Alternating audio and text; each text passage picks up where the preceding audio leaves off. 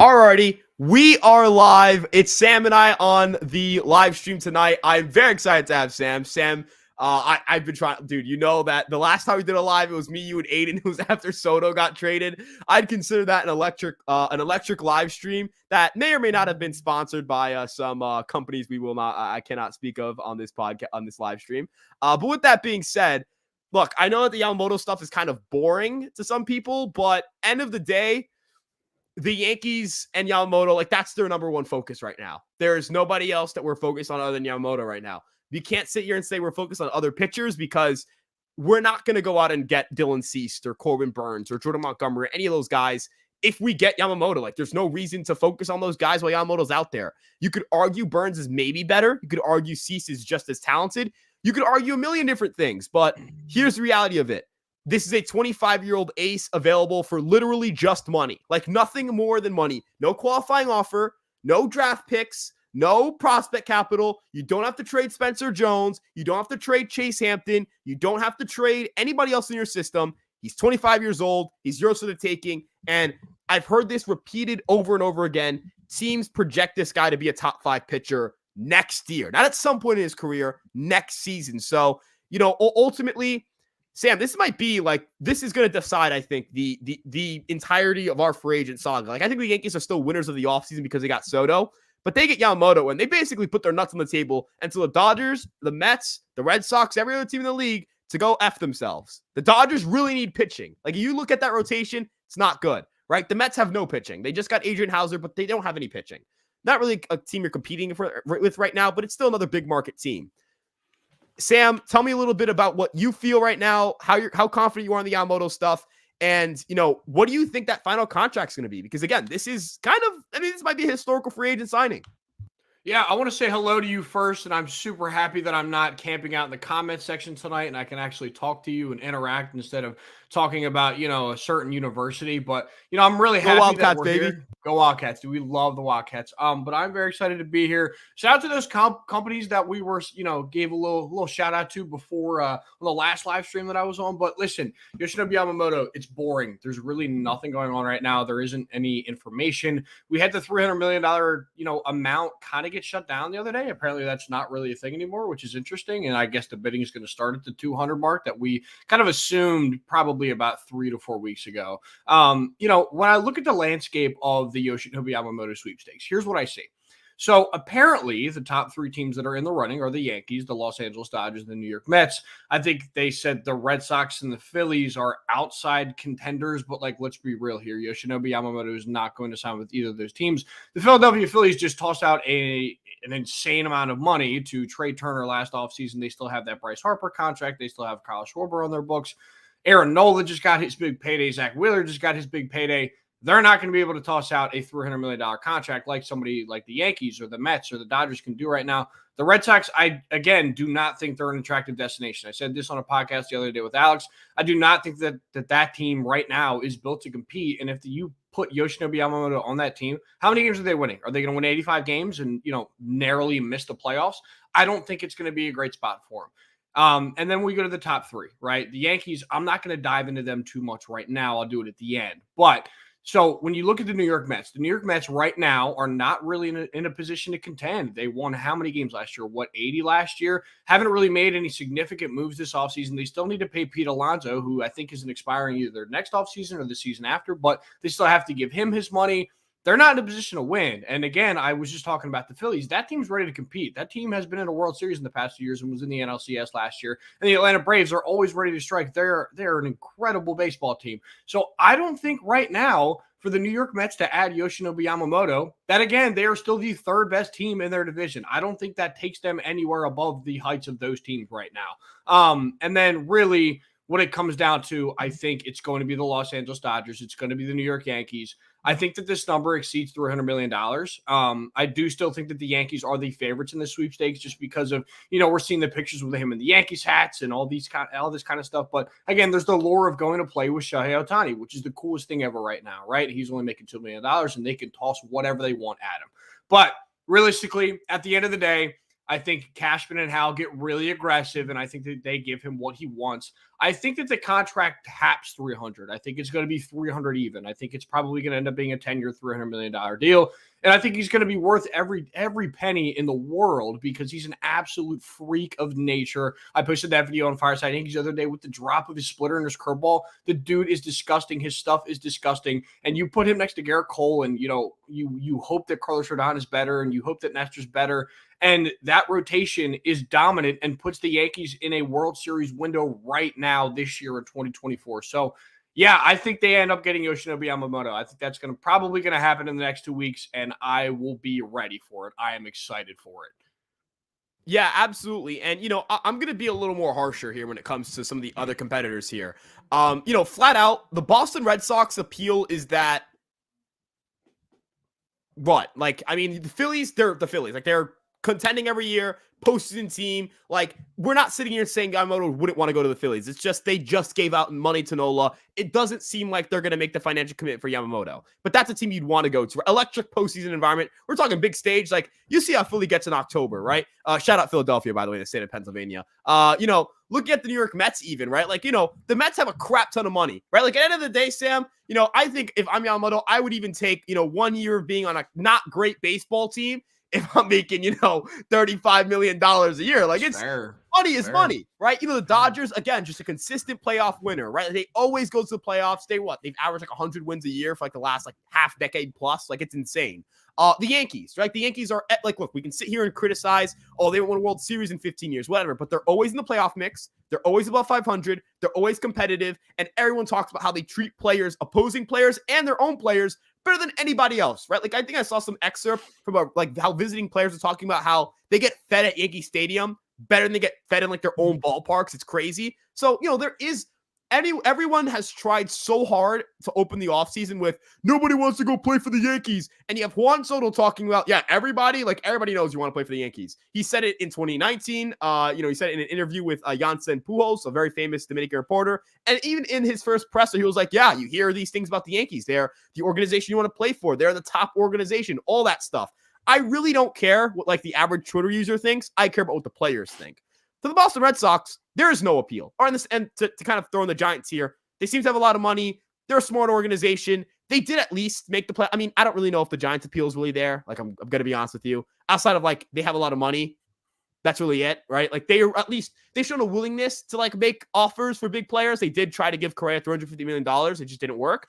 But they are kind of like the bridesmaid of every free agent saga. But I will at least give them credit for the willingness to try to make money moves, right? For the Boston Red Sox, there is literally no appeal. There is none. Like, I don't care what people tell me. There is no appeal. They are the worst team in their division. They are going to probably be the worst team in the division next year. I don't know when that will change. I think they have a smart front office, but organizationally, I mean, man, like how many, they let Mookie Betts go, right? Like, the money has never been at the level where it is with the Yankees or the Dodgers, or again, hell, even the San Francisco Giants. At least the Giants have tried to spend their money. You know what I mean? What, if you're Yamamoto, number one, you're probably not even going to get the top offer on the table. And everyone's like, oh, well, he wants to play with other Japanese players. He gets to play with Masataka Yoshida. Yeah, the guy who had less F-WAR than Aaron Hicks, right? Like, congratulations on like a sub-1 WAR player. Great. Like, I know that like this is me kind of talking my shit now, but like, man, all offseason I've had to deal with like the Red Sox are going to go big, full throttle. The Yankees can't pull anybody. Everyone wants to go play for Boston. Like, nobody glorifies last place finishes more than the city of Boston, which is shocking considering how good they are. Their city has been at winning. You know what I mean? Yeah. Like, you see the Celtics. Celtics fans aren't happy when they're the best team in the league and don't win a game, right? Like, there's an expectation there. Bill Belichick, people want him to get fired, right? And rightfully so, because there's an expectation of winning. The Red Sox, it's been, hey, we won in 2018. Great. Like, and the best player on that team got traded because you couldn't pay him. But I think it's a Yankees, Dodgers, and Mets race right now. It's the Yankees and Dodgers have the competitive thing to offer. The Mets have the most money to offer.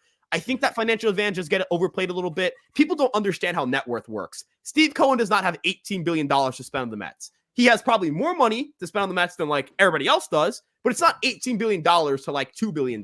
It's more like, yeah, he could probably give like $20 million more than the Yankees could, but will he? And will that be enough to lure Yamamoto over? So, with that being said, Sam, I think it's a good time to take it to the chat. And let's dig it. Let's do it. LB Channel says, hi, Ryan. How are you, man? this is from earlier, like before we even started the stream. So he was here at 4:46, which is fucking nuts to think about. But he's at every single stream, LB channel. Hope you're having a good night. Danny Wagner goes, Yamamoto needs to set a deadline for offers, take a couple hours to look at them, and then make a decision. There is a deadline. It is January 4th. But Sam, I think something, and he said this too, I hear the word respectfully a lot about Yamamoto. Respect the players waiting to see whether they'll play next year, make a decision. Look, I respect that the process. Like, I want to clarify, I do respect the process of just waiting it out and trying to go out and get as much money as possible. But for MLB and as a whole, dude, we need like a deadline for free agency. This shit sucks, right? Like, this is dog ass. You know what I mean? Like, this is terrible. Yeah, but I will defend that on like a human perspective, though. Like, realistically, when you think about it, this guy is going to pick where he's going to live for the next 10 years of his life, realistically. Like, think about it from a human perspective. When you start scouting out houses that you're going to rent or a house that you're going to buy or something like that, or if you want to move out of state, you take months and months and months to figure stuff like that out. You go and look at the house, you go see, why this rent is cheaper and why this equity loan is cheaper and different types of things, right? For Yoshinobu Yamamoto, and I know it sucks for us, and I can totally attest to it. Everything's in the gutter right now, and it sucks because we don't have anything to talk about, and it blows. But at the same time, on a human perspective, this guy's just picking where he's going to live for the next 10 years because he's not going to get. I did see something get floated out in the space today that Yamamoto is going to sign like a 2-year deal, and I was like, dude, there's no way that's going to happen. He's going to get his big boy money from somewhere, so he's realistically picking from 4 or 5 different places where he's going to live for the next, X amount of years of his life. And I think that that's something that you do have to take into consideration. But I do wish there was a deadline. There should be some sort of deadline. I think I saw somebody suggested before that there should be a trade deadline before free agency starts. So realistically, I think it's like right before the winter meetings, you get all of your trades done at that point in time. And then during the winter meetings, it's strictly free agency. So it's like teams strictly meeting with agents. And then after that, the trade window opens up again. And then you just see kind of like a floodgate. It's like in what year was when in 22, when they had the free agency class and the lockout ended and legitimately everybody signed in a matter of like 3 days. It was like the coolest thing ever because like there was a ton of news to report on and like a bunch of moves like just kind of got dug in the sand because there were legitimately like 50 transactions a day. It was so cool to see. But with Yamamoto, man, I mean, listen, I will piggyback on the Red Sox thing with what you were talking about earlier. I just don't see a world where he's going to go to the Boston Red Sox. I don't. I've never considered them as serious contenders in this race. I've never considered the San Francisco Giants a serious contender in this race. I think the San Francisco Giants get piped up every offseason to end up, trying to sign a big name free agent. They just got Jung-Hoo Lee, which is cool, but that's the first big name free agent they've signed in the past 8 years. They've literally been linked to every single superstar that you could have imagined that was on either the trade market or the free agent market. And they've literally gotten none of them. They made the postseason in 21, and it was a really impressive run because that team wasn't very good, and they came out in 22 and were not very good. They came out in 23 and were not very good. So I've never taken them seriously in this sweepstakes. The Boston Red Sox are a team that, like you mentioned, they're just not going to be able to contend this year. They're the worst team in their division. And again, what does signing Yoshinobu Yamamoto do for the Boston Red Sox? Where do they go? Are they better than the Yankees? No. Are they better than the Blue Jays? No. Are they better than the Orioles? No. The Rays? No. You could go down that list. That move is not a game changer for them. It's like the Red Sox are so unserious. Imagine if the Yankees in 22 traded Aaron Judge and we're just like, yeah, we're not, or in 21, we're like, just trade Aaron Judge. We're like, yeah, we're not going to be able to re-sign him. We just can't do it. We just don't really have the money. We're going to let our generational talent just go away for absolutely no reason. That's what the Boston Red Sox did with Mookie Betts, man. And now 2 of those pieces play on the Yankees. What do you know? Isn't that just hell of an irony? It's hilarious, but I can't take those 2 teams seriously in this race. I think we see Yamamoto news in 2 weeks, dude. But I'm cautiously optimistic about it because I do just want it to be done. Yeah, and I want to clarify. I agree with you on the human perspective stuff. Yeah. No, I know. Specific thing. I want to clarify. He should wait as long as possible because another factor of this too, he's trying to do his old team a favor in the NPB. They make money based on the posting fee. And if you think about it, imagine if the Yankees got $50 million because Jameson Taillon signed, or let's say not 50, it wouldn't be 50 million, but let's say when Jameson Taillon signed that $80 million contract with the Cubs, the Yankees got a percentage of that money for them. And maybe that's even what 20% of that is enough to go out and sign another free agent, right? Like we're talking like a $46 million posting fee for the MPB team. I think it's the Orcs Buffaloes. That's a lot. That's a lot of cash. That is a lot of money to play around with. So he's trying to do them a favor. But yeah, like some sort of system where, as a whole, like just all of free agency gets it creates like clear and concise windows for it. I think that would be huge. And end of the day, like obviously we're looking at this from the perspective of content creators who want to cover this stuff. And I understand we're going to be biased in this regard, but I think players would also agree. Like you see like some players want to know where they're going to live. Like they want to know where they're going to live soon. Nobody wants to have to move to like, from Tampa to Seattle and then try to, ramp up for spring training in Arizona in the span of 3 weeks. Moving is a pain in the ass on its own. So some situation, I think that there's a situation where this benefits the players, owners. I mean, from a team perspective, you know how much money you're going to spend or how much money you have spent by, let's say, mid-January. That's huge as well. Like, let's be real here, man. We don't know how much money the Yankees are going to spend until Yamamoto signs. They haven't spent anything yet. Crazy enough. They legitimately have spent $0 in free agency. That's one of the craziest things I think I've ever seen. That's all. And that's all they're supposed to be focused on. Like, I don't blame them for doing that, right?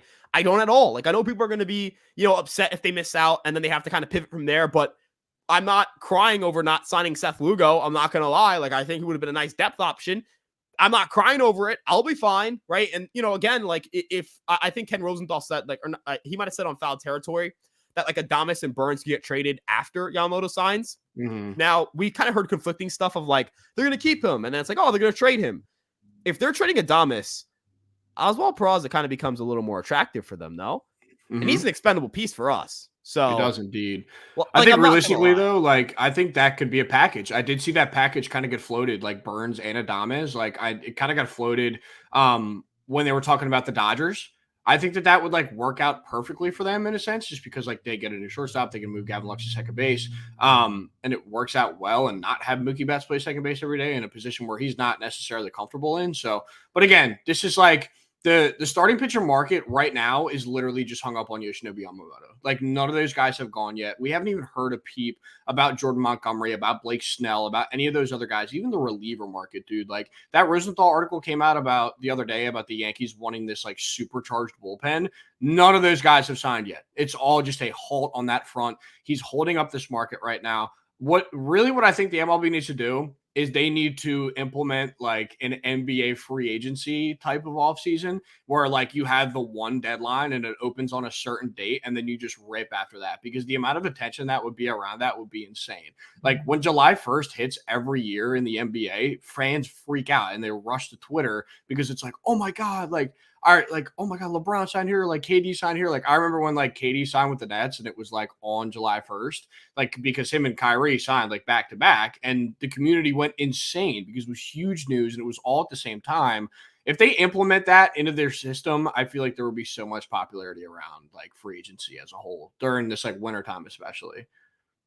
Yeah, absolutely. And again, it's just a matter of like the marketability too. Like, dude, they had an all MLB selection show in the middle of December, and I'm not gonna lie, dude, I didn't even know about it. Like, could you imagine if the all NFL team or like all NBA was released and everyone's like, oh shit, they're doing that? I forgot.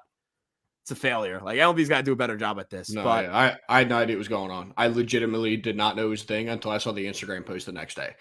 Yeah, like it's an embarrassment. It really is. And again, free agency should be a bigger deal. Like, dude, the Juan Soto trade should be like the biggest story in sports. Like, and it just was not. Like, it's like, that's no. Yeah, like that's the equivalent of like if I mean what, like if like what I don't know, I was gonna say John Morant, but like I don't know if I want to compare Juan Soto to John Morant because like yeah, like that's like if Luka Doncic got traded to to a team like the I don't know, like the Lakers or the Knicks, right? And it's it would be crazy. It'd be everywhere. It would be all you would see. Yeah, or like if Justin Herbert got traded to the Giants. That would be the biggest story in sports for like months. Months. In baseball, it's like, hey, like a future Hall of Famer is going to get traded to the most iconic franchise in baseball. And then after like 2 days, like outside of like baseball media, they don't really gave a shit. No. It's crazy, like dead. Well, it went dead once the Ohtani news came out. Everybody Ohtani news. Everybody forgot about that Juan Soto got traded to the Yankees. It was like the Ohtani news, and now like nobody really cares. It's like, oh, like let's watch the NFL, like let's watch the NBA, like whatever. Like nobody cares about it, and it sucks, man. Like, and they have to fix that problem. It's almost funny that Yamamoto's the only free agent with an actual deadline. He's the only guy who has to sign between a certain window. Yeah, it's kind of comical that he's the guy that like is getting the shit for not signing fast, and it's like Jordan Montgomery can wait until February if he wants. Jordan Montgomery has been able to sign a contract since like November 1st or November like 2nd or something like that. No, not November 2nd. Excuse me. I think it's like November 10th, more like. The World Series ended late, and then it's like the week after. He's been able to sign a free agent contract for like a month and 10 days. Yoshinobu Yamamoto's been able to sign a contract for like 3 weeks, maybe. Yeah, dude. So, like, but like another thing too is like, do you really want to pay Blake Snell or Jordan Montgomery what they're asking? I don't. Like, I don't though. That's the problem. Really like, and I don't think that Brian Cashman signs Jordan Montgomery. And I said it to Alex the other day on a pod. I said, like, if Brian Cashman really signs Jordan Montgomery to like $150 million deal, dude, that's going to hurt his pride like no tomorrow. Because remember, this was a guy that they were like, yeah, he can't pitch in the postseason. He's bad. He's not going to be in our plans. And trade him for Harrison Bader, who, you know, was a good vibes guy and was a lot of fun. But realistically, dude, was barely on the field and was a below average hitter. You know, Jordan Montgomery this year goes out and shoves. And then if Brian Cashman gives him $150 million this offseason, I mean, like, I'm not going to hate it. But at the same time, it's like, dude, like, you traded him for practically nothing because Bader's like gone now and ended up getting DFA'd. And then Blake Snell, it's just like, Blake Snell's market is so weird because I feel like, you know, this is a guy that just won a Cy Young, a player that just wins the Cy Young and becomes a free agent. You would think that everybody and their mother is going to jump to sign this guy, right? But his marketability is awful just because he doesn't throw more than 5 innings. He walks everybody in the world, and he's not going to be able to produce innings for you, say like a Garrett Cole does. He's not going to give you 200 innings a year. Just because he walks so many players, that pitch count just increases every day. So those markets again aren't moving because of Yamamoto. Like, what's going on, man? Can we get some news, please? Some type of action, dude. I remember last year, February, we were making videos on Jurickson Profar. Like, that's how dead that news got at that point, dude. Like, I spoke about Jurickson Profar on Fireside Yankees more times than I ever want to talk about Jurickson Profar in my fucking life. Like, dude, my header for a month was Hicks Ortega left field platoon. Do you know how miserable your life has to be? Okay, when I sent you the stats of like the 3-year stretch for the Yankees in left field, and I know we're kind of pivoting here, but dude, we went from like, I know Alex Verdugo isn't that good at baseball, but we have like Brett Gardner has been the Yankees' best left fielder over 3 years. That man has been at home for 2 of them. I don't even know where he is. Like, we haven't heard of the guy in 2 fucking. Like, you occasionally see the tweet of somebody saying, "I saw Brett Gardner at the airport," and it's like, I have not heard of this guy. Like, he never formally retired. He never even announced his retirement. We just assume he is. Like, I'm sorry. Like, it's so nice to not be like, all right, should the Yankees have Rafael Ortega play some left field for them without any injuries even occurring? Nobody was hurt in left field. There wasn't a guy coming back from injury. There wasn't, like, it was so bad that we were like, man. So, like, Jason Dominguez is having a good spring training. Should we? Like, that was an actual conversation. No, and we were. You and I were talking about that. Like a 19-year-old kid who had never played above AA. Played like what, 20 games at AA at most, including the postseason. We did the Volpe push last year. Yeah. But like Volpe at least made sense, right? But like left field was that bad. Left field has been that bad for that long. Like, we haven't had league average out there. But he was breaking, dude. Dominguez was so fun in spring training last year. Oh yeah. So fun. And like, inside scoop here from the content perspective. I mean, the dude was helping us a lot. Oh my God, it was incredible, dude. That was straight juice. I was so excited because for months it was like, we have nothing. Like, this team is so boring. It's flat. There's nothing going on. They brought up Dominguez last year. That 2-week run was so fun because we were just cranking numbers. We were just cranking numbers because everybody loves Dominguez. I'm not going to lie. Losing Dominguez to an injury was like, it felt like losing somebody dear to me. You know what I mean? Season ender. Dude, that hurt. Like that hurt. Like that hurt. Like no tomorrow. And I remember it was like random. It was like, oh, he's sidelined because he has a sore elbow, and it's like, okay. And it's like Jason Dominguez is torn his UCL. Dude, that hurt. It hurt so bad. I remember the lineup card came out. It was like Jason Dominguez has been scratched from tonight's game with an elbow issue, and I was like, oh, all right, probably back next day. And then that tweet hits. I'm like, oh my god, like this team is just like over. Like the season's over. I think we were like 2 games above 500, and like we had like this like false hope to make the playoffs at that point. But once he got hurt, I was kind of just like, yeah. Dude, he got hurt, and like that was bottoming out. Like that was like nothing good will ever happen to us. No, yeah. And now we're talking about whether we're gonna get Yoshinobu Yamamoto, a 25-year-old ace, about 3 weeks after acquiring a literal like an actual Hall of Famer. Juan Soto is going to go into the Hall of Fame, and if we sign him to an extension, he will do so as a Yankee. And like this is like part of what I would pitch to him in an extension, free agent signing, whatever it ends up being. Do you want to go into the Hall of Fame as a New York Yankee? Because there's like, this is something that I actually dreamed, like as a kid, like I wanted to be the first person to have their number retired by the Yankees of Dominican descent, but there's not a Dominican, like I'm not Dominican born. I'm just of Dominican descent. So this isn't even like, this is huge. There's not a Dominican born Yankee who has had their number retired. Juan Soto could be the first. Yeah. He would be the most iconic Dominican player in Yankee history. And there's a rich Dominican population in New York City. I mean, that was even a question when the presser, where it's like, how do you feel about the heavy Dominican population in New York and having them on your side, whatever? It's like, I can't wait for them to bring the energy, all that stuff. Like, dude, there's a lot to pitch here from that perspective. But I'm going to keep like kind of scouring the comment section for any big time questions. We have a lot of people, so we're not going to be able to get to all of them. But the Camera Ruley show goes, is there a realistic possibility Yamamoto doesn't sign with the team if he doesn't get an offer he wants? No shot. No shot. He's not going to get more than an MLB team. Yeah. Taking $200 million is still better than whatever he's going to get in Japan. Like, respectfully. That's. Yeah, I'd be angry. I'd be like, yeah, I'll take that money. Sure, man. Thanks. Yeah, like see what I could do.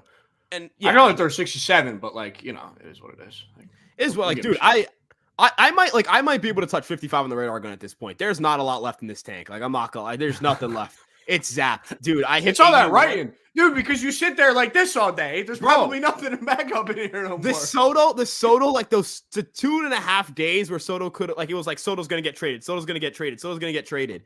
Like, I'm not joking. I just sat here refreshing like the LB transaction log and like checking every single Jeff Passan tweet and like a legitimate degenerate, just like sitting there. Yeah. Rumor comes out, boom, article out, like boom, article out. It was true degeneracy. Like, it was. I remember texting in chat like, we're on standby, guys. Like, we got to be on standby. No, we were. Yeah, we were legitimately like, guys. I don't know how to explain. Like, I don't know how to explain it any other way than just we were legitimately sitting there just waiting.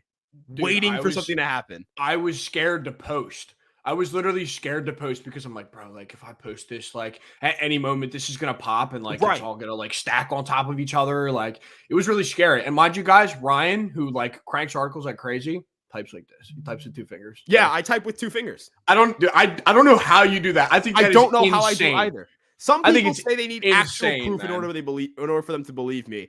But we actually have free promo here from ourself, I guess. Like, hit that like and sub button. Please do so. My wife and kids, they desperately need it. So please help us. Please, yeah, mine too. It's a struggle. Dude. I am like, if anybody willingly marries me and has kids with me, that would be like that would be something. I need to get little Timmy a Christmas present, man. Please hit that subscribe button. I need to get Ryan Jr. a Christmas present. I need to get Ryan the little Junior. Just gonna name my kid Giancarlo for fun. Dude, I'm naming a kid. Like, I have to give a kid either the middle name Soto or the first name Juan. I promised that I would do that if he became a Yankee to myself and to like the world and like God. Like, I'm not even religious, but like, I'm not going to take that chance of like getting smited randomly. Also, Ethan Cushman, my guy, by the way, he goes, Morosi said he thinks Burns and Adames will be moved separately. Now, we know Morosi's a yapper. We get it. But this actually does make sense. Shipping them together, I think the Dodgers are the only team that kind of has the package. And I guess the Orioles, but like the Orioles are probably not going to do them. But like, the Dodgers are the team that probably has the package to say, yeah, well, we can get both of them. But ideally, you move them separately because you can probably get more in total. Now, again, you want to probably cheer at the Dodgers because they have so much talent.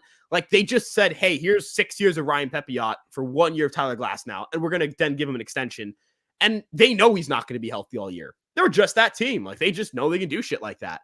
If you trade with the Dodgers, you're probably getting some quality major league talent or minor league talent.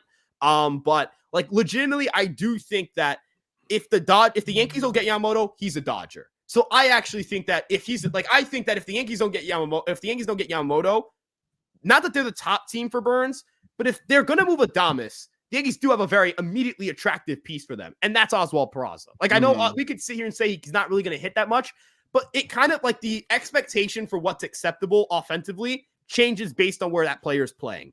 If Oswald Peraza is a 95 WRC plus hitter, but he's also like a top 5 defensive shortstop in baseball, he's going to be a good player. Now, at third base, it's not really cutting it for me because we have too many defense-first positions. Like, look, I view shortstop right now as that's a defense-first position. That's a position where we're only going to get defense, or we can only rely to get defense from there right now. And I like Volpe, but that's the reality of it, right? You can't go into 2024 expecting he's going to hit. Even catcher, like to some extent, you kind of view that as a defense-first position. Left field, right? Like because Verdugo's out there. Those are defense-first positions. The issue I had with the Yankees for a while was that, at least last year, it was catcher, it was third base, it was shortstop, it was center field, it was left field, like 5 different positions out of the 8 were defense-first positions, and it was boring. Like, I get it. Defense helps you win games, but like, Sam, I mean, respectfully. That's how they built that roster, though. That's kind of how they built that roster in 21 and then heading into 22. Like, I think the thing that they harped on the most, which like Josh Donaldson was never like an incredible defender before that. He was pretty much like an average defender for most of his career. But 22, he was a below average bat and like was a Gold Glove caliber third baseman for absolutely no reason. Like that team was built on defense. They brought in IKF for a defensive purpose. And even though he was awful at shortstop because he won the Gold Glove at third base, it was like, okay, like we're going to build this team for strictly defense only. And like, that's like fine. Like I totally understand from that perspective. But like you said, dude, like it's boring. Like I literally do not care.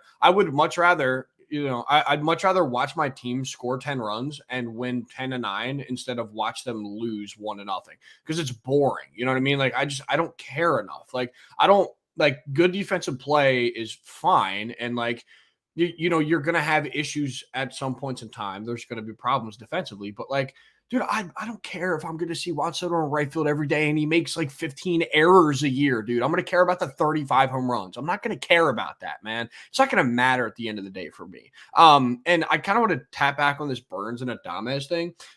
So here's what would make the Boston Red Sox an attractive destination for free agents is if they did something like this. If they pulled off like a Corbin Burns or like Willie Adames thing, there probably aren't any Red Sox fans in here, but there you go. That's like your one thing to dream on. It's not Yamamoto, dream on trading for Corbin Burns and Willie Adames. So, and then one other thing, I do want to bring this up to chat and I want to hear what you have to say about this. And I want everybody to kind of drop their answers in the comments down below. So I saw a proposed trade out. This is from a Marlins publication, and I can't necessarily remember what the company exactly was called. But here's what they proposed, and I thought it was disgusting. And I just kind of want to get everybody's feelings about this because apparently they got positive reactions from it. So this individual was suggesting that Jesus Luzardo, who's a starting pitcher for the Miami Marlins, cool. For Anthony Volpe.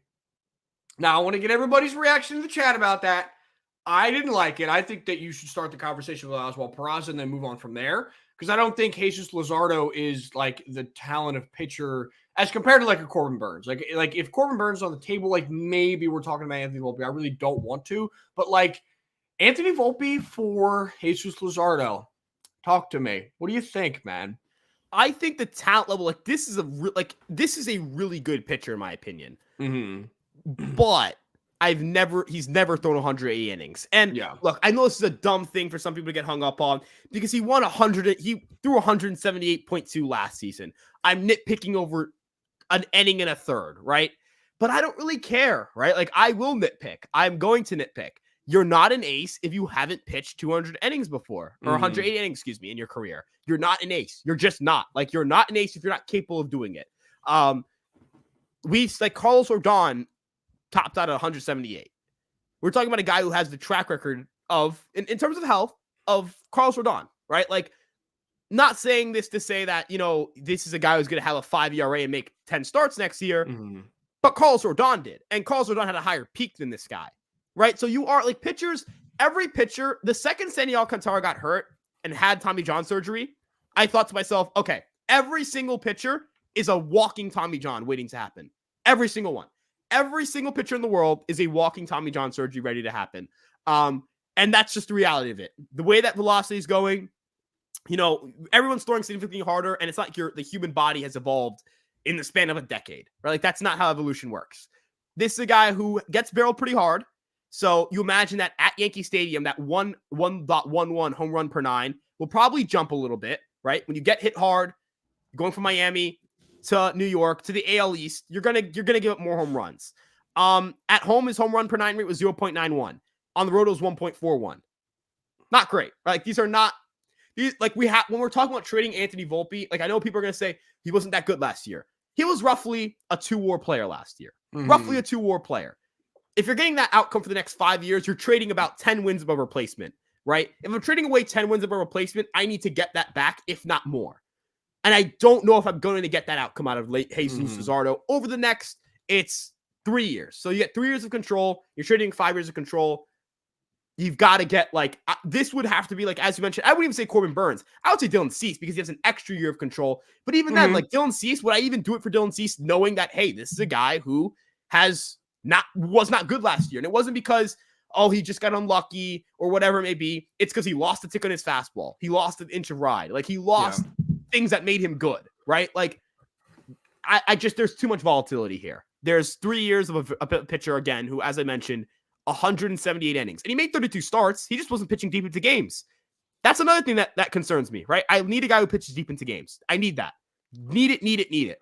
We're talking about trading Everybody in chat saying no too. So that's beautiful work. I'm glad that we're all on the same page here, because when I saw it, I almost threw up in my mouth. It was absolutely disgusting. So that will not be happening this offseason, guys. Just a hypothetical there. I also, I'm not going to lie, Sam, and I don't want to be like, woe is the Yankee fan victim complex. But dude, people have this obsession with just all these players in the Yankees just fucking suck, dude. Respectfully, right? Yeah, 100%. Respectfully. But that's how it's been for years, right? That's always how it's been. I live near Philadelphia. That's all I do is just get dunked on because I'm a Yankees fan. You know what I mean? The Yankees suck. The Yankees lost. Who cares, dude? The world is a better place when the Yankees lose for some people. But that's what it is. Everybody hates them. Yeah, and it's another thing too is I'm sorry, look, we spent how many years hearing, Jeter's is overrated because he's a bad defender and all he does is hit. And now it's we have the inverse of that, and it's this guy's overrated because all he does is play defense. He doesn't hit. It's dude, this is bullshit. I'm sorry. It's such bullshit. I think the thing with Anthony Volpe though too is he won a Gold Glove last year. He was incredible defensively, and we haven't had that type of defensive shortstop. I mean, again, I'm not going to dive into the Jeter and defense thing because that's going to spark a whole debate in the comments. I'm just not going to do it. I'm not going to do it. But Anthony Volpe I think he had the highest DRS total of any Yankee shortstop ever. Correct me if I'm wrong. Yeah. Currently is the franchise leader in DRS and outs above average. He's the franchise leader in DRS and outs above average, right? And we haven't seen a defender like this in the franchise realistically ever. The hope is that the bat can develop. And realistically, if you can take Anthony Volpe and his skill set that he has on the base paths and the bat develops and he continues to get on base, if he starts getting on base at an elite clip and he starts leading off for this team, that lineup just becomes even deeper, right? You look at this lineup 1 through 7 right now. I'm confident with pretty much every single guy that's in there. You have question marks about Stanton and that kind of stuff, but 1 through 7, this lineup looks good. You're contingent on your 2 young guys in Wells and Volpe. And I would want to give it a couple years before I would trade somebody like Anthony Volpe because I want to see if that bat develops. We've seen how good he was in Double and AAA. He was a solid bat in Double and AAA. If he develops like that into that major league caliber hitter that we could see, then this dude's an unmovable right now. But again, I want to see it after year 3. I'm not considering trading this guy after year 1 right now when he just won a goddamn Gold Glove, right? I'm not doing that whatsoever. And for a guy like Jesus Luzardo, it's not going to happen. So I think I saw people in chat were saying he's an untouchable. I think that the Yankees think that he's untouchable. And I think that we both kind of agree that he should be an untouchable, at least right now. Yeah. And another thing too, look, I'm not going to say this is the player he's going to be. It's not what I'm saying. But this player, I want you to guess who this player is. This player who was age 22 and age 23 seasons, 131 games, 503 plate appearances, hit 26 home runs, had an 86 WRC plus, and 0.1 WAR. Is he an active player? Yes, in the last 3 seasons, he's been one of the best hitters at his positions on a team that has won a World Series in the last 3 years. Carlos Correa. Nope. Team that's won a World Series. So I'm thinking Braves 21. Corey Seager? No. It's the Braves. Wait, you're right. The Braves is the team. So Arcia? No. Oh, so Dansby.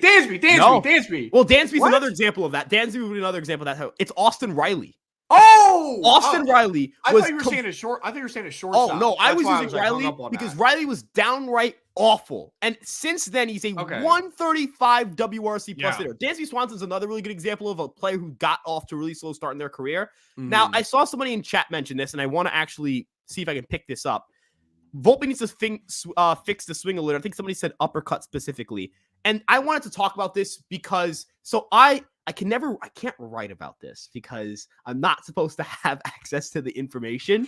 So I can't write about it. I can't use it. But what I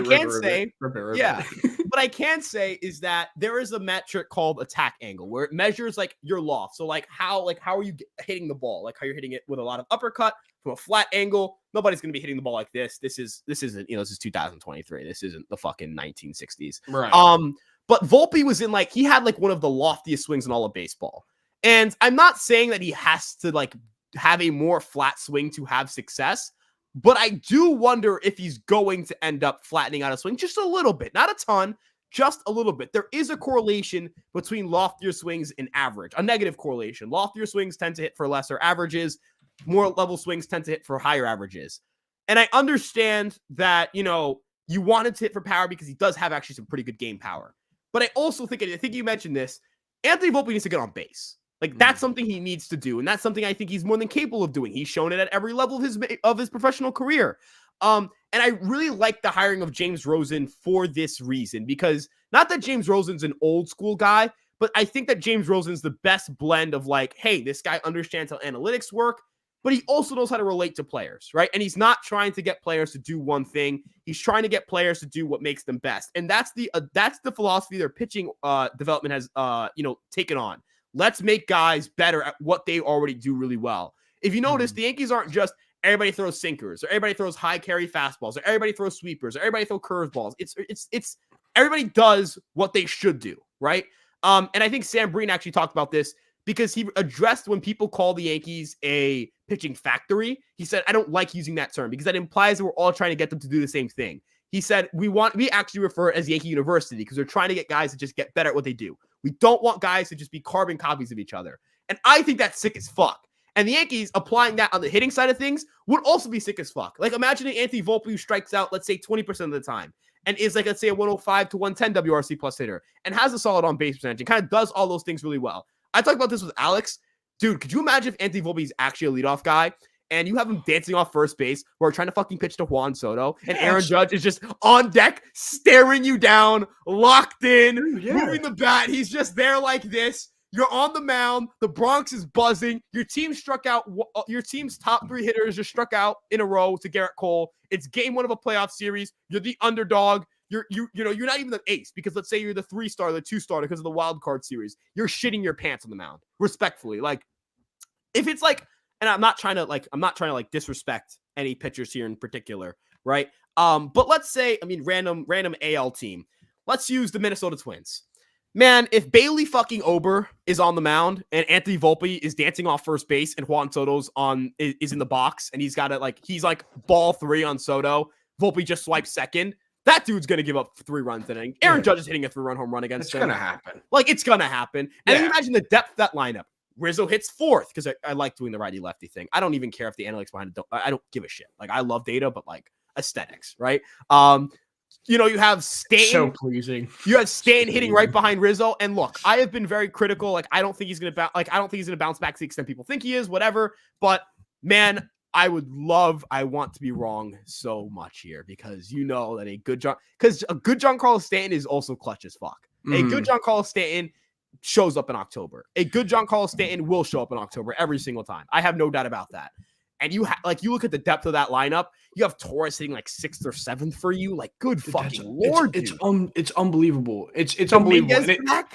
Dude, it's October. It's funny that you were just talking about Volpe dancing on first base, because I literally just said the exact same thing on my podcast with Alex the other day, and I cut it into a video. Literally the exact same thing that you just said, dude. I cut it, and I was like, yo, like, you get Volpe dancing on first base, like, you got Aaron Judge standing to you in the batter's box, dude. Like, it's that the lineup, this, like, what it's transformed into is so incredibly deep. And I will continue to harp on for the next couple of years that if Anthony Volpe can become this on-base wizard that, I don't know if he can become it, granted, like, I don't know the guy, you know what I mean? I've only known him for a year, but realistically, if he can become this on-base wizard that we all think and want him to be, dude, that lineup is so scary, man. It's so deep. It's so versatile. And, this offseason, they've really taken the order and they've made it completely different. I'm not worried about seeing Billy McKinney hit 4th. I'm not even worried about seeing DJ LeMahieu hit 4th. You're able to go LeMahieu, you're able to go Judge, Soto, Rizzo. Dude, being able to hit Gleyber Torres in your 5 or 6 hole when he was your second best hitter last year, he was your first best qualified hitter, realistically, because Aaron Judge didn't even qualify last year. He was your best qualified hitter last year, and that is your 6th guy? Dude, that's unbelievable, and you're going to get incredible production from him because there's not going to be a ton of pressure from Gleyber Torres hitting in the 6th hole, or even Giancarlo Stanton hitting in the 6th hole. Dude, like, that pressure tremendously comes off of those players, and I think they'll be able to thrive in those roles. And even if Anthony Volpe isn't as good as we want him to be this year, dude, he's just going to hit the 9 hole. It is what it is. Like, you're going to wrap your lineup around, and if he gets on base, he's going to be able to dance off first base with DJ LeMahieu in the batter's box, and then you go to Judge, and then you go to Soto. So, dude, this lineup is so deep, and it's so scary now. And it's like, I feel like when we were looking at a potential lineup last year, we don't have to just be like, okay, like, let's shove Oswaldo. I guess we can play Oswaldo Cabrera in left field, like maybe Ortega, maybe like Willie Calhoun. Dude, we're talking about Juan Soto and Alex Verdugo.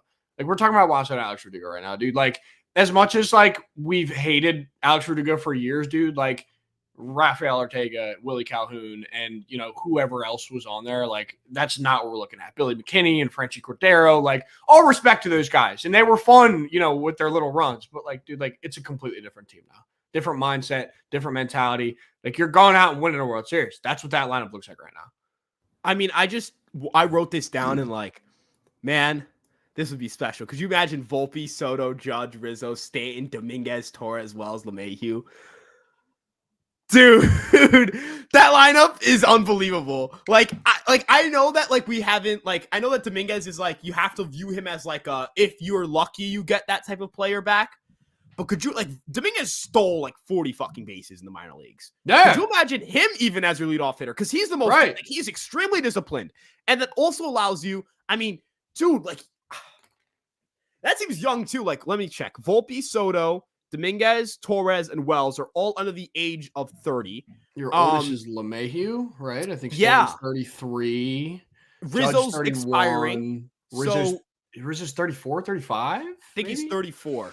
Yeah, okay. I think he's 34. Yeah. But, like, dude, that team is unbelievable. And you know what? That team's more athletic. That team has 2 guys in Volpe and Dominguez who I personally believe could go out and steal 30 bases. Yeah. They're balanced. There's 1, 2, 3, 4 different left-handed or switch hitting guys in there. You obviously would still have probably Verdugo or Grisham or both, and that could slide in at any point in time. I talked about this with, like, when we acquired Verdugo and Grisham. It's like, now the Yankees don't need to rely on just Stanton being really good or Dominguez coming back or Verdugo bouncing back, because they can do things to make this work. They can go out, and, we could go out and say, all right, let's say Stanton gets hurt. Grisham goes to center, Judge goes to right, Verdugo goes to left, Soto DHs. Let's say Judge goes down. Soto's in right, Grisham's in center, Verdugo's in left, Stanton DHs, right? Like you still have a top, like as Cashman put it, an 80 grade player, and that's Soto, right? Like that's so much different than what the Yankees have had in recent years, and I think that changes everything. And there is one, like I know that they were linked to this player recently, and I did want to spend some time to talk about him as well because I wanted to get your take on him. Yeah, Jorge Soler. Now, I don't buy that they're as interested. Like, linked, they might have sat down and had a conversation. They might have been like, hey, so what are you going to cost? Cool. You know what I mean? Like, just kind of figure that stuff out. We don't know if they were linked if they had contacted him before getting Soto, right? Like, maybe they contacted him before getting Soto. I did see a report that if a team missed out on Ohtani, they would immediately pivot to Soler. I thought that would be the Blue Jays, but it's been a few weeks and they haven't been linked to him. So I don't know who that team really was. Maybe it was, I actually don't know who it was. But I don't think the fit on the roster is there, but I think the bat makes sense. Like, obviously the bat would make you better, but it's like, if your solution is, okay, look, we're trying to find a guy that like can do the things Stanton can't. Soler's better against lefties and righties, right? Like that doesn't really fit. And this is a guy who's going to get a 3-year deal, probably, 13, 14, $50 million a year. This isn't necessarily a player who's going to just be like a 1 year, like, fuck it, give him $8 million, find it, figure it out. Like Matt Carpenter, he was just kind of like he was a minor league signing. It was like, hey, like we just need somebody to put on the roster.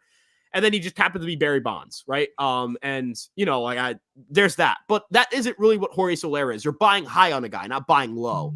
I just don't think he fits. I think if they were to sign a DH, and look, again, roster fit makes no sense. But if they were, and I wrote about this, Jock Peterson, the vibes, the fucking pearls, the pearls. Dude, but like, so here's where I'm at with that, right? I think that, and this might sound weird, but I think that Jock Peterson is left-handed Jorge Soler and vice versa. Like, I just feel like they're the exact same player. They're both like not great defensively. I feel like you only stick them in the DH spot.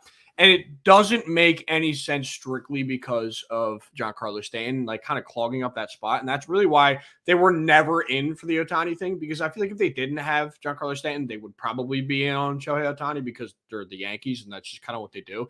But listen, man, with both of those guys, AURA, and you get that in Yankee Stadium, that is so much fun. And from a pure talent perspective, Jorge Soler would be so fun. I will never forget that home run in the 2021 World Series. And imagine having that on your team. That is absolutely electric. You bring those vibes with Juan Soto and Aaron Judge, dude, that is incredible. And it's going to be so easy for a fan base to get behind a guy like that. But like you said, as far as a roster fit, dude, it doesn't make any sense just because they got realistically 3 outfielders in the same offseason. The only way it would really work is if they were to offload Stanton. But again, he's got 4 years left on that deal. I don't think it happens. It kind of works the same way with Jock, but I do think that Jock would probably be a better fit in that position just because he's a left-handed bat in Yankee Stadium. Jorge Soler, the idea of Jorge Soler is really fun. It is really fun and it's really cool. And I tweeted about it a couple times. I know you did too. I even made a video about it, but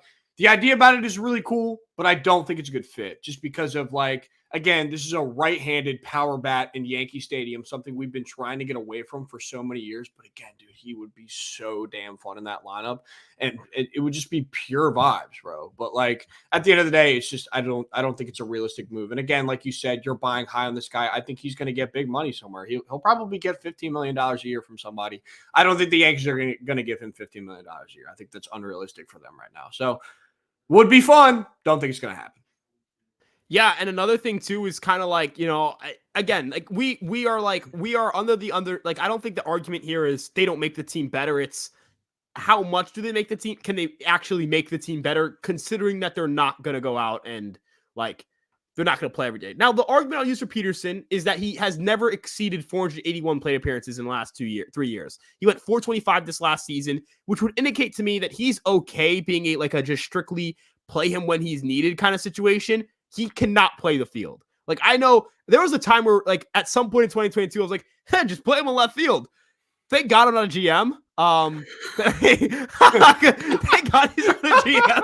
Thank God I'm not a GM. Yeah. Because good Lord, I just thank God I'm not a GM. But the reason I look at Peterson and say there's a chance that I could see this working is because I don't think he would cost much. realistically, what's his market?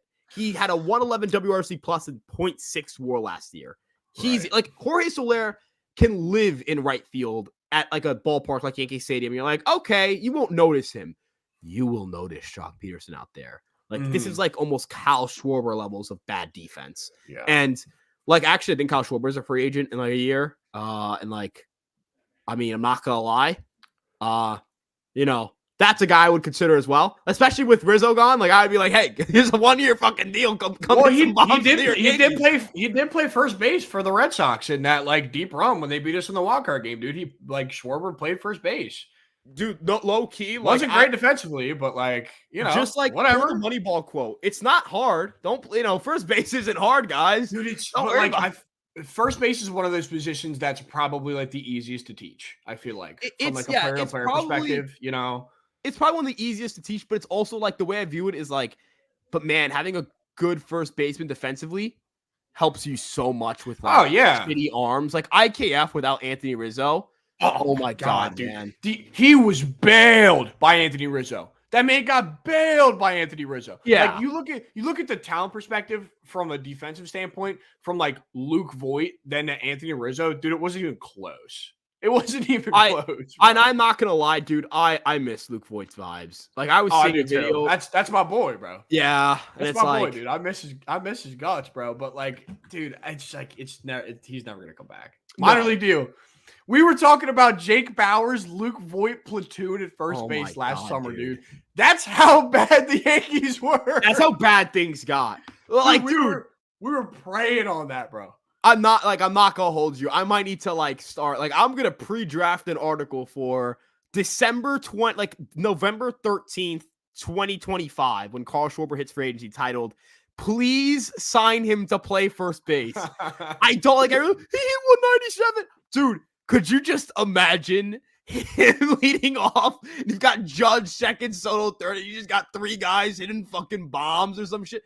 Fuck it. Hit like, I don't know, hit Dominguez first, Judge second, Soto third, fucking Stanton fourth. I don't give a fuck who hits fourth, dude. Bro, could you all right, so here's the thing. So Schwarber would be so much fun. I think he'd be like the perfect Yankee. And all right, I got two things. The funniest thing to me is that the Philadelphia Phillies signed Nick Castellanos to a 5-year deal and Kyle Schwarber to a 4-year deal.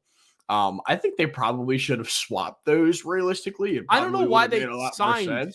Yeah, like I don't know why they signed Castellanos at all. Well, now it makes sense because they have Harper playing first. Right, like now it does, like even then. It didn't make any sense at first, like at all. And also, can we put the Solera thing to bed? Like, is that like? I think it's like not gonna happen, bro. Yeah. Like it's not realistic. Like again, dude, fun for clicks, but like it's just not gonna happen. Doesn't make any sense. You should just go back to Miami. The vibes were high in Miami. Just rock out there, bro. I think you should go, dude. Like low key, like, and I know the Cubs did this with Candelario. Go to the Cubs, dude. Like they need a DH. The Cubs just need something. And like, dude, I'm not trying to sit here and like meet ride a different city, but like, dude, when they're good, like when they're a fun team, like Chicago can rock, dude. Like that's a place to go. Jorge Soler hitting like a 475-foot tank over like the left field wall. Like Chicago will go into a frenzy. That'll be a different ball. Like that's a different atmosphere. That's where he started his career though, too. Yeah, I think. that is. Yeah. That's why I mentioned kind of like they kind of like that. That would be a cool thing. Right. And like, another like big time masher that he's not a free agent. He's in an organization. And then I'm not talking about Ben Rice. That was like the first guy I would have thought of. So Spencer Jones will take Judge's spot on the outfield and Judge will become a first baseman or DH. I disagree with this, Richard. I do. But the reason I wanted to bring up Jones was because Richard Schneck, who's Aaron Judge's personal hitting coach, hinted pretty heavily that Spencer Jones is the guy that is in the Yankees AA hitter that's currently working with him. Spencer Jones, if he clicks as a prospect, he's a great defensive center fielder. Phenomenal defensive center fielder. Like, great. He stole 40-something bases, I think, in the minor leagues last year. Could you imagine if you get like a 30 home run hitter, 120 OPS plus, not even anything crazy, like a 120 OPS plus. We're not talking MVP caliber player. You're talking just a really good player. And you have that guy hitting in the middle of your order. You're like Judge, Soto, Dominguez, future moving forward, the defensive versatility, just a guy who left-handed just hits bombs. Like, I think he could legitimately hit like 50 home runs at Yankee Stadium. Mm-hmm. He has that kind of power. He has like 80 grade raw power. I think him hitting with Richard Schneck should be a bigger story than it is. And I think this guy's going like this guy might play next year. Like Listen, I think, man. Yeah. Listen, man. Shout out Rich. Rich, if you're, I'm just gonna call you Richard, to be proper. Richard, if you're watching this, you probably aren't, but I just want to apologize. I actually misspelled your name on one of our tweets, and you replied to us and said how the letters were, misaligned. So, Mr. Schneck, I want to apologize for misspelling your name, but I do want to thank you for doing the absolute Lord's work that you're doing with the Yankees hitters right now. We know you're talking about Spencer Jones, man. We know you're talking about him, and we're excited about him. And I saw you in a lab with Rizzo, dude. You're not slick, bro, and you're going to bring that guy back to life as well. We already saw what you did with Aaron Judge.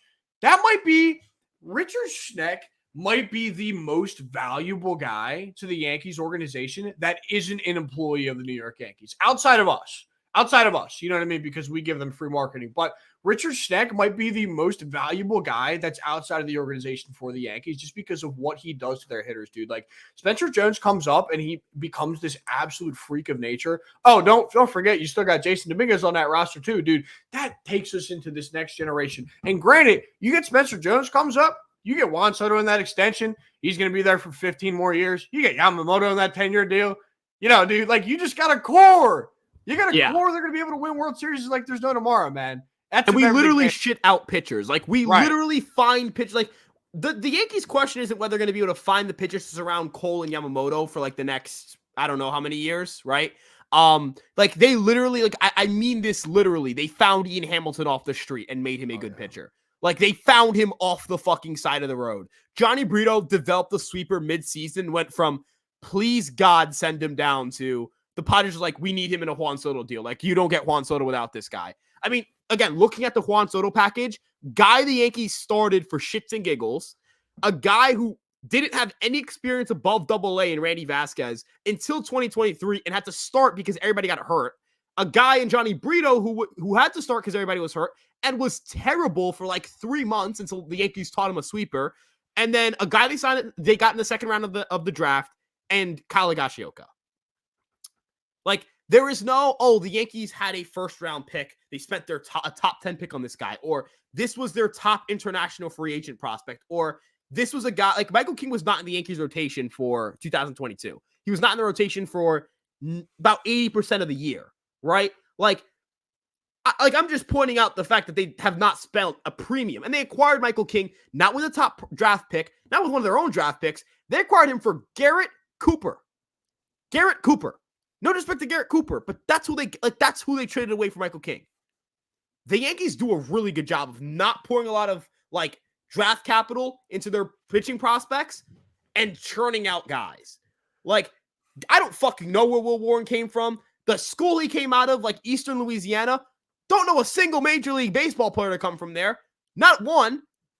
Was drafted in the 8th round, and that guy is supposed to be a fifth starter long relief guy for us. And if he pans out, that's going to be another like, the Yankees just dropped a slapdick draft pick on him. Richard Fitz was out of Auburn, supposed to be a first-round pick, got injured, so the Yankees got to take him in like the 8th or 9th round, and then they flipped him as the headliner for Alex Verdugo. And Alex Verdugo was just a solid player. A 2-WAR player. The Yankees turned a 6th round pick into a solid, their best left fielder in 4 years.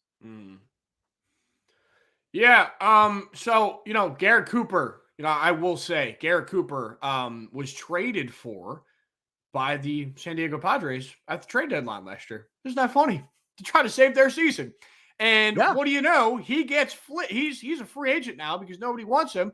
And the Yankees flip Michael King for Juan Soto.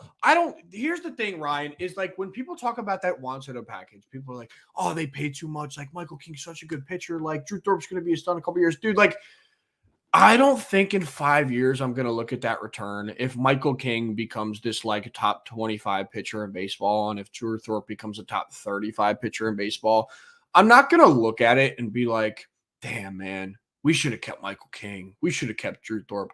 Because we have Juan Soto.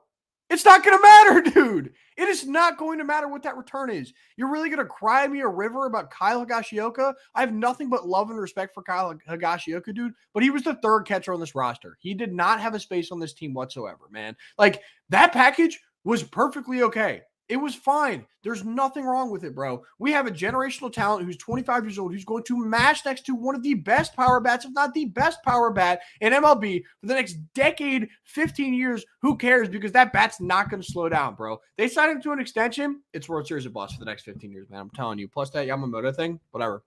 Clean house. Clean house. Give it up. It also changes, like, respectfully. It changed the way we view this organization. Oh, yeah. It changed the way we view this organization. I'm sorry, like, this is just different, man. Like, the feel of this organization is just different.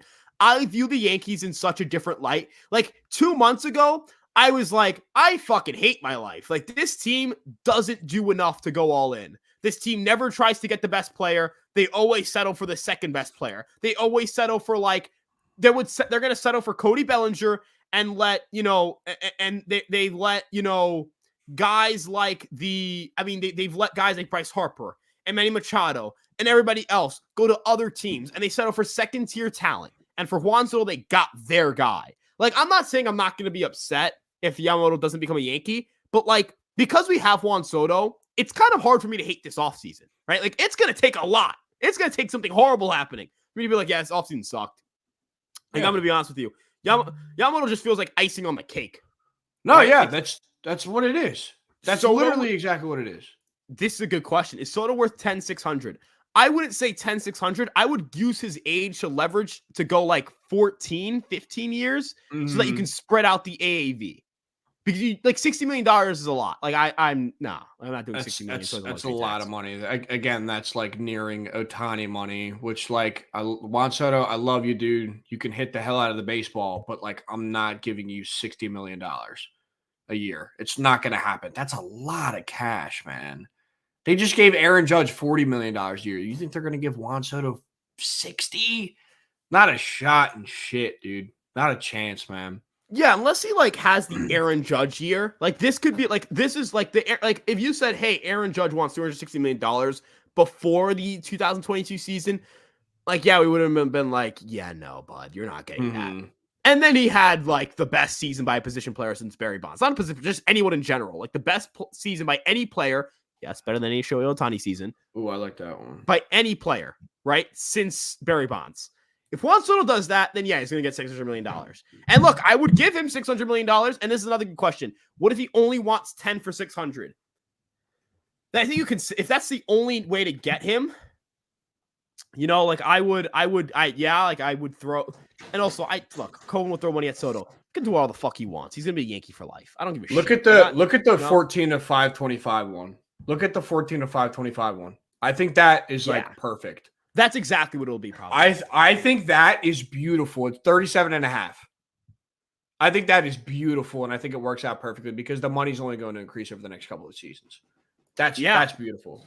He'll be 39 when that contract ends? Yeah. Perfect.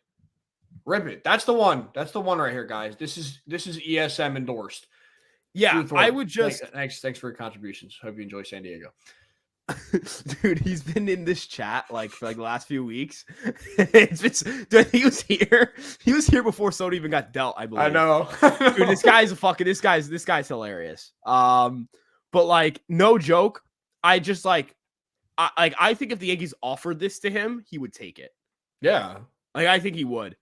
And you know, like I won't sit here and say that like, you know, I won't sit here and say that like, you know, Soto is a guy that like you must have, because I don't believe that for any player, right? Like I don't believe there's any must have, because I think that kind of that paints a picture. Like baseball's, there's always a line for anybody, but whatever it may be, dude, I'm willing to do it. Now, is he going to be, you know, is he the most impactful player, like the most impactful free agent the Yankees ever had? No, I think it's still Judge, right?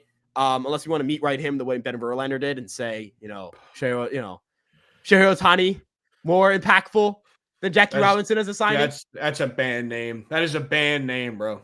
That's a band name, dude. Low key, I'm not gonna lie, like you gotta be like that's an 80 grade meat writer. That is 80 grade meat writer. Dude, I thought when I saw that tweet, I thought it was Fact Sports. I 100% thought it was Fact Sports. I thought it was a fake video. I thought it was AI generated, but no, it was just blatantly stupid.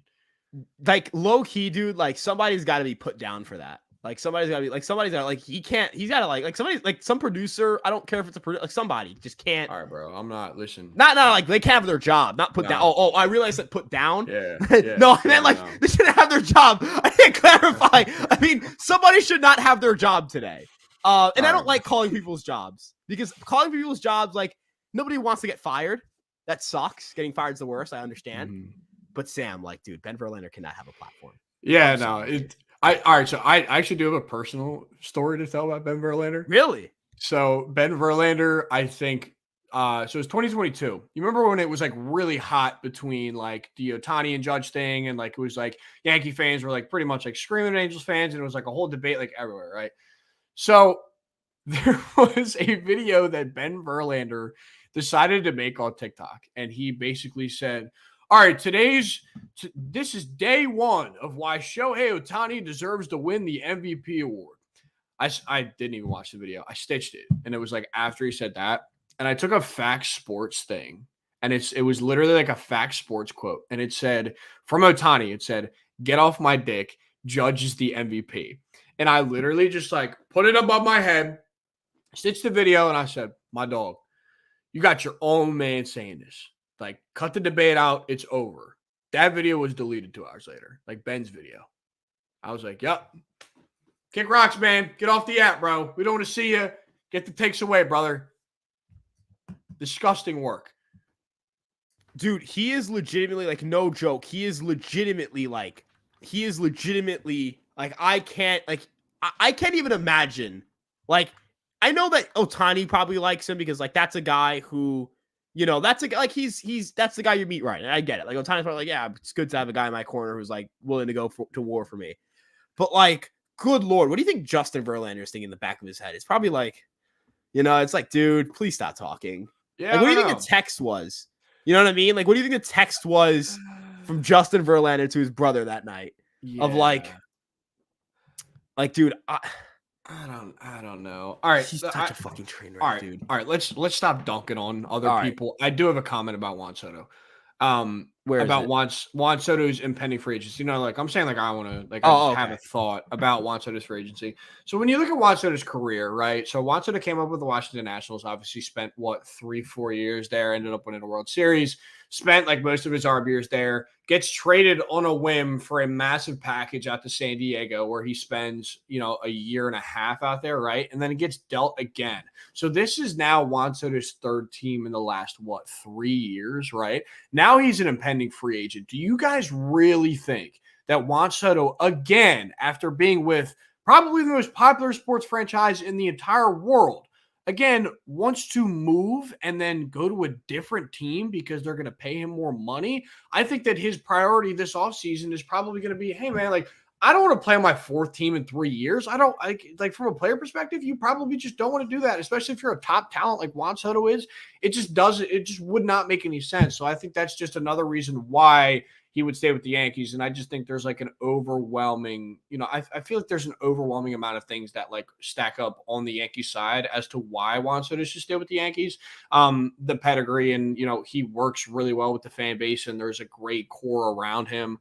And then granted, like with the Dominican presence that's in the Bronx, his entire family loves it. He wants to play for the Yankees. Dude, like you saw what he did with his Instagram. Like the entire thing is like Soto this, Soto that, like Yankees. I love the Yankees. He loves playing for the New York Yankees, and he hasn't even stepped on the diamond yet, dude. I just think it's a slam dunk type of move that I don't think he's going to want to move to his fourth team in the last 3 years, dude. I just think it's a very easy, you know, it's gonna be a big dollar amount, but I think the Yankees should without a doubt be the front runners. I don't want to hear jack shit about the Mets, dude. I don't want to hear it. I don't care. He's not gonna switch sides in the city. It's not gonna happen. So yeah, I just think there's no way he leaves New York. Or at least the Yankees, at least. Yeah, and, you know, the way I look at it is I just think that the New York Yankees are, like, they are not, like, when they want their guy, they usually get him. That's been my crutch for the Yamamoto thing. But I think that's even more true for Soto because he's already in the building, right? He's literally already in the building. He's already on the team. You could say it's a little different for Yamamoto because, we don't know what he wants.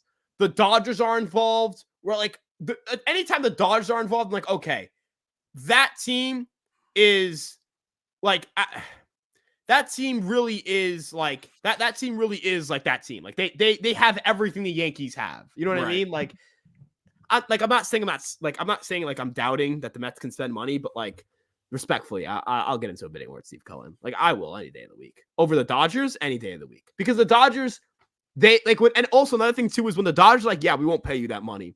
Usually they're like, oh shit, maybe I shouldn't be paying them that money. You know what I mean? Right. Like, yeah. There's that aspect to it. Like, there's a lot of different variables that it's like, I just don't believe that the Yankees entering a bidding war with the Dodgers is usually a good thing, right? Like usually, like not that it's not a good thing, but like I'd hold my breath a little bit.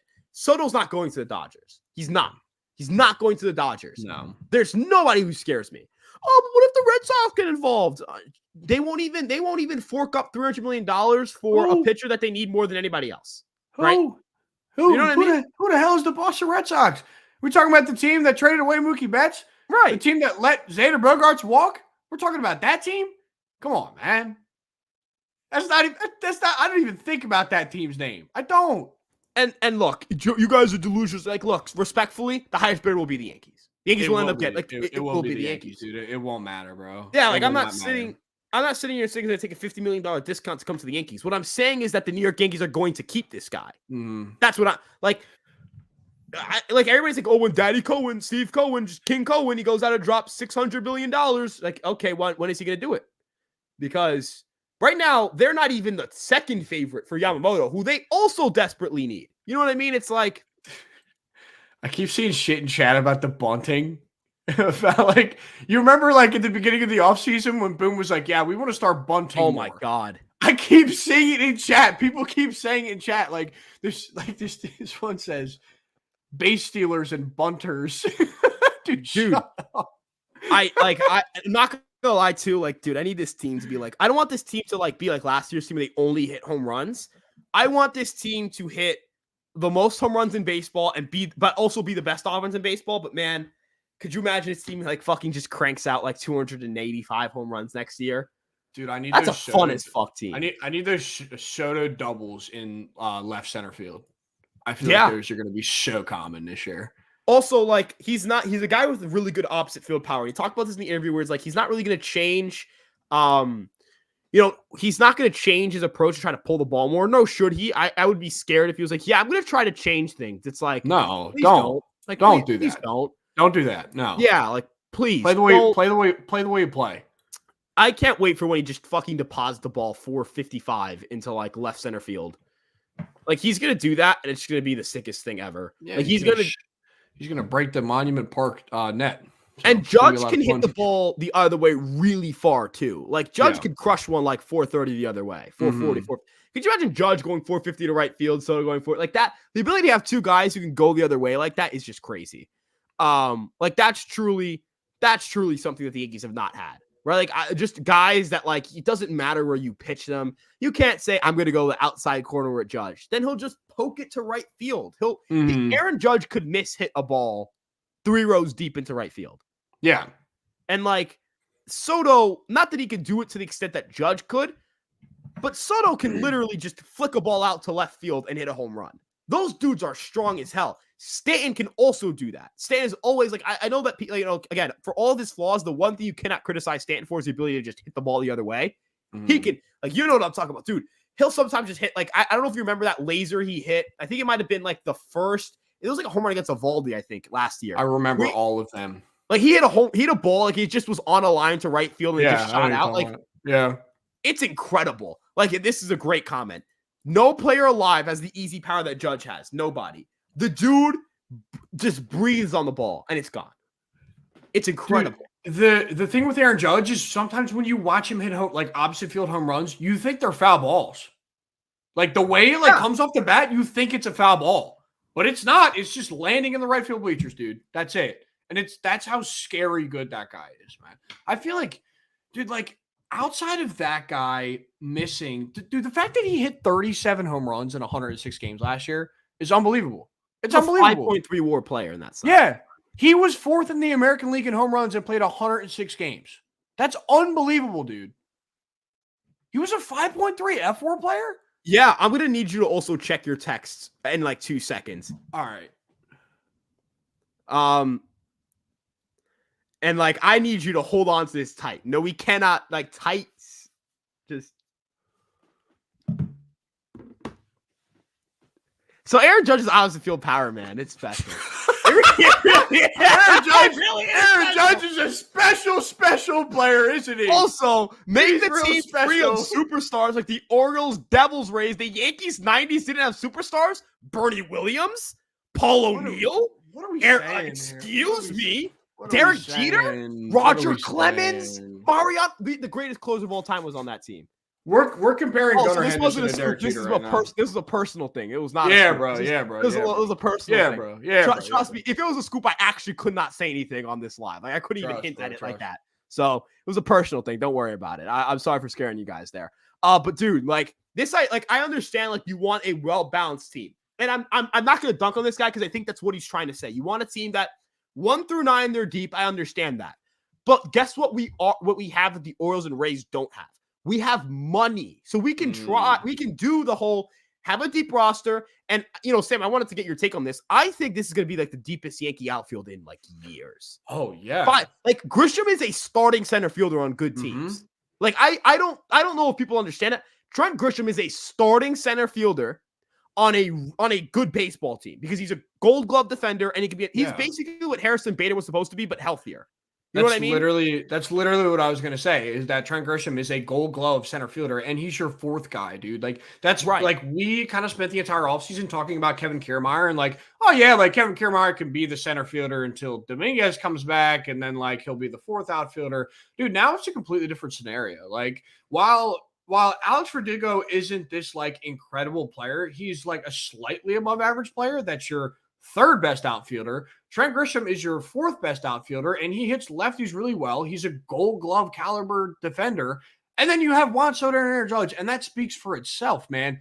And then your 5th outfielder is Jason Dominguez. Your 6th outfielder is Everson Pereira. Your 7th outfielder is Spencer Jones, man. So if those options get ran through, it doesn't matter. That team is deep. It's deeper than ever before. And like I mentioned before earlier, dude, like we're not talking about like Estevan Florial and like Billy McKinney and Franchi Cordero as like the depth options, dude. We're talking about Trent Grisham, who's a legitimate, incredible major league defender. We're talking about Jason Dominguez, who is one of the most electric prospects in Major League Baseball.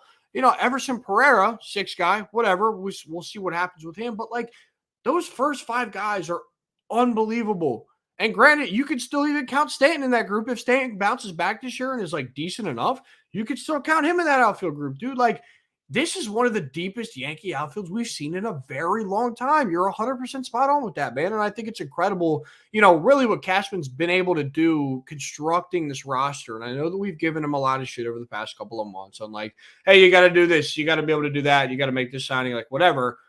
But he's done a hell of a job. I will give my hats off to Brian Cashman over this past month and what he's been able to do with this outfield because it is a deep, deep unit. And there's an argument right now. It's the highest projected outfield as far as wins above replacement goes for 2024. Like, there's a real argument here that could be the best outfield in baseball. Like, it stacks up with the Atlanta Braves. It stacks up with, I don't know, who's another great outfield in Major League Baseball. Like, I'm not even, why am I You have, like, blanking? what, the Braves? You have, like, dude, like really, like who else is like deep like that? Like the Braves, because every other team has like a clear flaw in their outfield. The Phillies have a really good outfield, you'd say, right? Like you'd have because the defense, like the Rangers, I guess. Yeah, the Rangers. Yeah, you have Adolis, Evan Carter, and like Wyatt Langford could be out there. You also have Leody Tavares, right? But, like we're talking about the team that just won the World Series, right? Like that's good company to be in. Yeah. Right. And, as you mentioned, like Everson, I just moved my entire desk. I thought I was going to move my chair.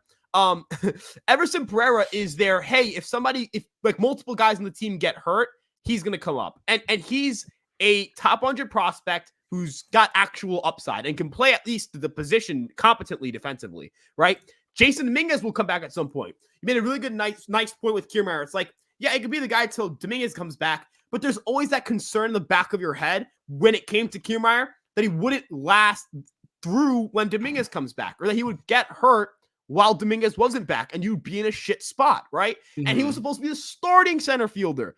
Now Grisham's your fourth option out there. If Verdugo doesn't work out, or if Stanton doesn't work out, or if somebody gets hurt, Grisham's your next guy up. And that's an excellent situation to be in. And he's a guy who could get better in Yankee Stadium. That is a guy.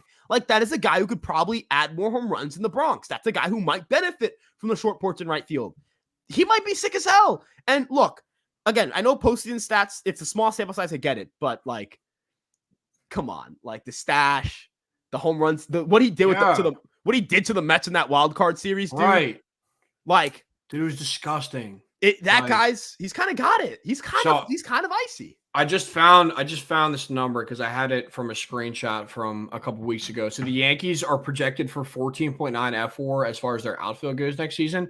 The Braves are the second highest, but it is a war. It's a 1.5 difference. They're at 13.3. The Houston Astros is a team that we forgot about because I guess they consider Yordan Alvarez technically their left fielder. Then they have Chaz as well and Kyle Tucker. So they're at 10.5. And then the Diamondbacks are at 8.5. So that is from the first to fourth team, you're looking at a 7 WAR difference between their outfielders. And granted, I don't think the Diamondbacks they probably weren't counting in Lourdes Gurriel, who was a 1.5 WAR player last year. But at the same time, dude, that's a huge gap. That's a huge gap from the rest of the field right there. That unit is severely improved, and it's ultra impressive what they've been able to do this year. Yeah, absolutely. And I'm just excited to see actual outfielders. You know that Isaiah Kiner-Falefa logged the second most innings in left field last season for the New York Yankees? That's disgusting. That is so gross. Foul. Do you remember do you remember him being an outfielder in general? He was our fourth outfielder. Dude, he was you ever seen that Dude Perfect clip? Where it's the guy that catches the ball and then brings it over the fence and then brings it back. That was IKF playing out the outfield last year. He made everything look extremely harder than it had to be. Dude, I remember that play he made against the Angels where he dove and then somebody sent me it was a 95% catch probability. Yeah. Dude, he was atrocious out there. He did it on purpose. He literally did it on purpose to make himself look cool. It was stupid. And look, I think he's a hardworking player, and I think he is a good guy. But he's not an outfielder. No. This was look, the Yankees took a Gold Glove third baseman and then tried to make him a shortstop and then tried to make it an outfielder. Mm-hmm. That was our position player situation. Every single spot, for the most part, position player wise, has a competent backup option, right? DJ LeMahieu's your starting third baseman. He was a solid player last year, and he's at least a good defender. His backup is Oswald Peraza, who, again, solid defensive player, speed. Maybe he hits enough. Maybe. I don't know, but you get the glove at least. Torres, you feel good with him. Volpe, good defender. He's probably going to at least be a solid major league player, even if he doesn't make progression hitting-wise. Rizzo, he's supposed to be pretty good. I expect he'll be pretty good. Catcher, you have two guys in, Wells and Trevino, who I believe in both of them. I think it's going to be a great platoon. Speaking of first base, too, Ben Rice, that dude is a step away. That dude is right there. That dude hits fucking tanks, too. In outfield, we just talked about the outfield. They are set position player-wise. On the bench, Cabrera's actually just the utility guy now. He's a utility guy and also your opening day left fielder. He is your start. He is your utility guy. Peraza utility guy. Your fourth outfielder is Grisham. This is one of the best. This is one of the deepest position player groups the Yankees have had in a while. And if they get Yoshinobu Yamamoto and they get another reliever, Jordan Hicks, I'd be down with. But Keenan Middleton, I think fits their price tag a lot better. It's going to cost nothing. Sure. And he got better with the Yankees. He also I don't know if you remember when he would strike dudes out and get hype. I need that. Oh, he was sick. The way he talked about our organization too, he was you just talked us up like crazy. I'm thanks, man. He was also in the hellhole that is the Chicago White Sox, and they're just a living nightmare right now. So but dude, you know what? Dude sounded like he wanted to be a Yankee. He was like boys with Judge, dude. I remember they were at the U.S. Open together. Yeah, dude. Look, Judge, use some nepotism, bring this man back on a 1 year, 2 year, $10 million deal. The Canley contract. I'm down with that. Yeah, I'm down 100%. with that. I know people say the Yankees need a real closer. I don't care about getting like don't go out and pay Josh Hader. Like just please don't. It's my baby Clay, dude. It's my baby Clay. Like, dude, I'll take inconsistency from Clay Holmes at times over whatever the hell it's going to cost. Aroldis Chapman. I'm totally kidding. That guy blows. I'm kidding. I'm kidding. That was a joke, guys. I don't know what I would do if I saw that notification on my phone. Dude, I'm not gonna hold you, man. I'd probably fall to my knees and just cry and just be like, dude, it's over. Yeah. I would get the Altuve homer flashback like instantly. Dude, I can't get over the fact that I'd never want to see him on the Yankees again. Like I know that's like exaggerating a little bit, but yeah. I just vividly remember watching him throw 91 miles per hour. And I was like, dude, what the hell are you doing? Like, I know you can gas this thing. Like, I know you can, son. Like, go ahead, rip it. And he just wasn't, dude. And then he goes to Kansas City and he was pumping 104. Oh my God, dude. And then they got Cole Reagans for him. It's not fucking. No, not at all. Nobody has it worse. I'm looking at Keenan Middleton striking dudes out with 2 outs because I get to see him he actually showed emotion on the mound, and I fuck with that so much, dude. Like I need the guys to get juiced. Yeah, the Garrett Cole doing that, it was so funny because all you saw. Look, okay, this is gonna no disrespect to the people of Seattle. But good God, when people from Seattle complain on baseball Twitter, it sounds like I hate them. I can't lie. I was like, Garrett Cole, you're just dude, shut up. Oh my God. Go drink some Starbucks and fucking sit and go get your umbrella and walk out in the rain and go fucking cry about it. I don't care. You know what I mean? Go complain about it somewhere else. You know what I mean? Please. Shout out Drew Lock, man. Shout out Drew Lock. Drew Lock. Big week this week. Drew Lock is the GOAT. Drew Lock might be the GOAT. He might be. He is him, and I don't really toss that term out a lot, but he is him. That was incredible. Yeah, dude, I'm not even gonna hold you. Okay, number one, I don't remember playing the Braves this year, but thank God I don't because I think we got swept by them. Number two, did. That was when Luis Severino got bombed. Yeah, and Schmidt got killed. Yeah. He gave up 8 runs in 2 innings. Okay, because I was lluking through strikeouts for Middleton. I was like, oh yeah, when the fuck did we play the Braves? Yeah, I'm glad I played the Braves. Dude, it was Luis Severino was so bad. I remember he gave up 2 home runs in the first inning. One was I think he gave up a leadoff homer to Acuna, and then Ozuna. He gave up back-to-back home runs. It was disgusting, bro. Yeah, I can't even dude. I can't that was such we were overmatched. There's thank God we don't have to do that. Hopefully we don't have to witness something like that again. Dude, the DJ LeMahieu hitting 4th, man. Boy, was that not fun, bro. I love DJ, dude, but not hitting 4th. That was our team, man. Yeah. That was really our ball club. Nobody has it. No one has it worse than the Yankees. No one has it worse, bro. No one has it worse than the Yankee fans. Yeah, no, literally nobody has it worse. New York Knicks will never win a title. Daniel Jones, my quarterback for 15 more years. Frank, Jesus Christ, Frank. Come on, Frank. Devin Williams would be awesome. Now, I will say this. I'm against, again, spending a lot of trade or money capital on a great, on a reliever. But, could you imagine Devin Williams with the Yankees? That would be an electric factory. Dude, I said that last year, and this dude on Twitter was like, Sam Lucchini is on TikTok suggesting that the Gleyber Torres should be traded for Devin Williams. That is ridiculous. Gleyber Torres sucks. And I was like, hey, man, I was just throwing a hypothetical. And you know what? I think now the Brewers would at least consider. I think the Brewers would look at it and be like, yeah, probably. Yeah, we'll do it. Dude, yeah, so so bad. Whoever doubted my GOAT, Sam, go fuck yourself. Yeah, you lost. Yeah, you good. Try. This is my new shit now. I'm just gonna do the Garrett Cole finger wag, bro. Dude, I'm just could you imagine Devin Williams? I don't want the Yankees to spend a lot. I think the Yankees can make a super bullpen without doing something like that. Yeah. And but I do think the highest they would go price wise, low key would be I would like to see them go after Robert Stevenson. I know that he got really good with the Rays. They tweaked his cutter, and I think he had the highest swinging strike rate of any reliever in the history of sports, which is kind of insane. Yeah, with the Rays, 2.35 ERA over 38 and a third innings pitched, 42.9% strikeout rate, 5.7% walk rate. Like, I need this. I don't know if he's going to cost that much either. He's 30. He had one really, really, really good year. Like, maybe the Yankees are like, like, you're not, like, could you imagine, like, I'd even do like 3 years, 28 million, like something like that. And could you imagine like Clay Holmes, Robert Stevenson, Victor Gonzalez, like fucking Canley, Loizaga, like all that shit. Like, I actually floated this to you, Sam, and I want the chat's opinion on this now that I brought up Loizaga. He's not reliable. Yeah. He's not reliable to stay healthy. And the strikeouts have gone down. The Yankees kind of shit out relievers. You're going to get Heel back next year. You're going to have Beater, Gomez, and Warren kind of all in the mix.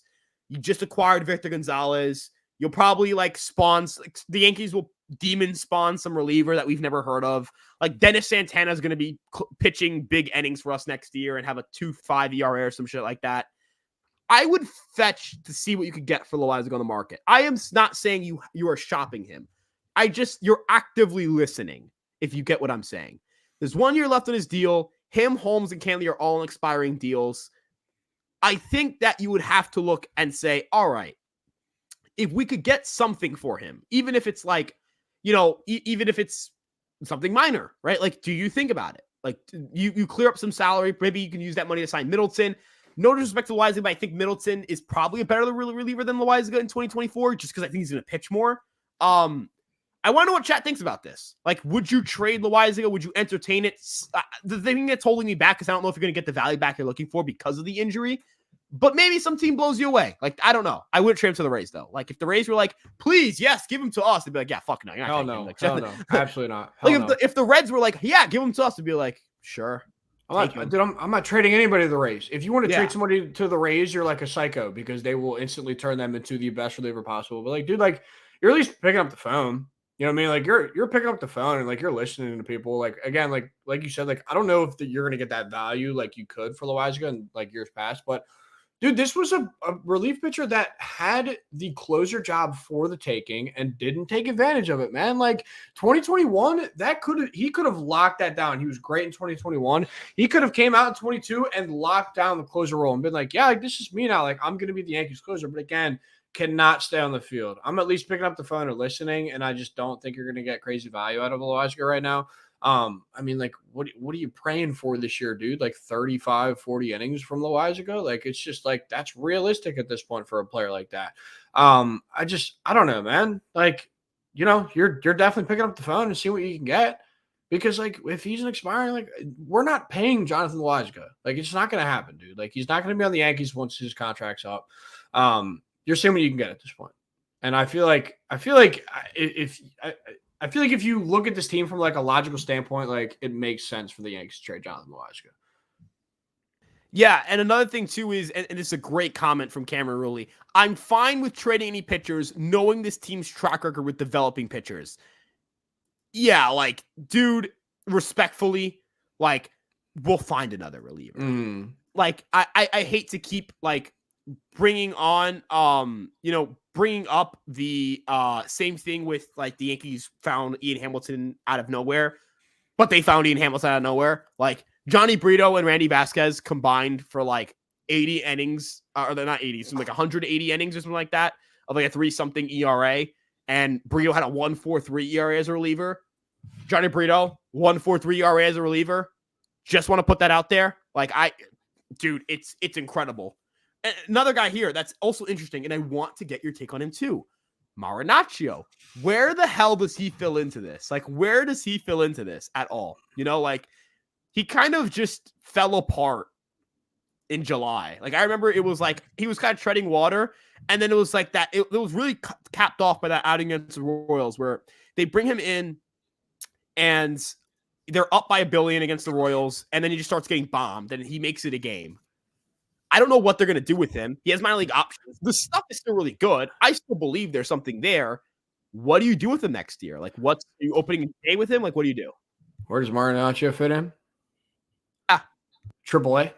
Totally kidding. But I mean, there's a legitimate chance for him to make the big league roster. I mean, like what he wasn't on the big league roster start 22, right? I think he came up like I think that's when he started to come up, was like in like June of 22, and he was impressive. But like last year, dude, like he just completely fell apart. And I specifically remember that game that you were referring to about him. Just like we were up, I think we were up like 11-3, and he ended up giving up like 6 runs, and it became a close game all of a sudden. With Ron Marinaccio, dude, I don't know. This is another guy that, like you said, has options, but like. Then again, like we've seen a lot of like reliever injuries. Like we were literally just talking about Loizaga and being able to like fill those innings up. Like maybe Marinaccio becomes that like swing guy that you just randomly bring up. Maybe, like, and this is a weird name to say because we just traded him away, but like maybe he becomes like good Greg Weissert, like that can come up like whenever you need that depth and can give you a couple innings on like a random Sunday afternoon, right? Like I think he probably starts the year in AAA and ends up getting called up eventually. And if he, proves his job and wins it out, then he'll probably stay on the big league roster. But like if not, then you just won't see him. Maybe they'll find like another option for him, or maybe they'll get rid of him. Who knows? But like I think he probably starts in AAA and ends up like earning his stripes per se again. And if he makes it, midway through the year, then he does. And if he doesn't, then he stays in AAA. So I think he works as like a solid depth option right now. Yeah, and end of the day, it's that factor of, as you mentioned, it's like the Yankees can just say, all right, like Ron Marinaccio hopefully comes back. And granted, I still buy into this stuff. He's a guy who can still get plenty of swings and misses. Can he develop quick enough to, can he find his command quick enough? Who knows? I think spring training is going to really be important for him because it's not going to be enough to be like his ERA wasn't good, but the strikeouts were good. He's not making the team if he does that. He'll have to be dominant. Like he'll have to go out and fucking shove and be that guy. You know what I mean? And if he's good next year, man, that Yankee bullpen, because remember what he was in 2022. Oh, he was nasty, dude. He was nasty. Now, I do remember this. He pitched through a like injured shin and then like strained it or something in a game against the Orioles because Chapman melted down and then we lost him for the entire postseason, which is the second time that year that a pitcher got injured against the Baltimore Orioles and missed the postseason because Aroldis Chapman had a meltdown. Okay. That guy, by the way, in less than a year later, got traded for Cole Reagans. I just want to clarify that, like, that man just hates us. Aroldis Chapman. Like I can't. I'm just gonna stop. Dude, there. like, he was because the King thing too. That's what I was saying. Like that got hurt. Yeah, I was at that game, dude. That bomb sucked. to Santander, and it was heartbreaking for King too because, like, dude, like it was just heartbreaking because that was like his breakout year, and like, I mean, outside of if you want to call last year his like breakout year, like that, like back half when he started starting for me.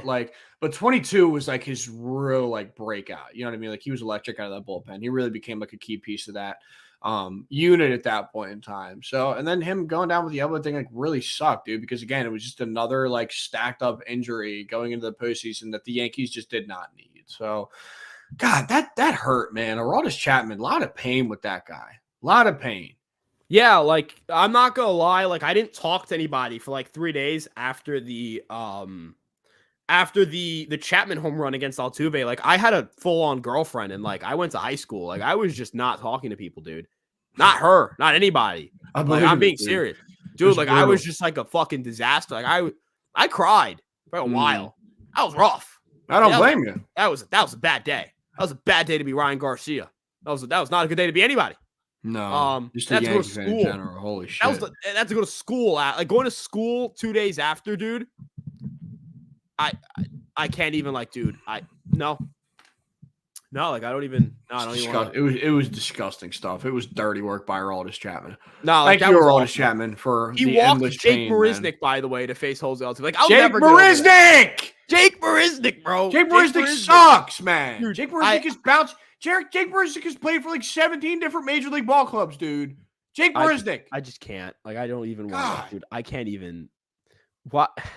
You know what's crazy too? Like Aroldis Chapman, like statistically speaking, is like one of the best postseason relievers of all time. Dude, yeah, he just happened to give up 2 season-ending home runs back-to-back years. But he's just like, he's a walking heart attack when you watch him pitch. Oh yeah, like, and like he's the thing, like 20 pitches in an inning type guy, and like it's scary the entire way.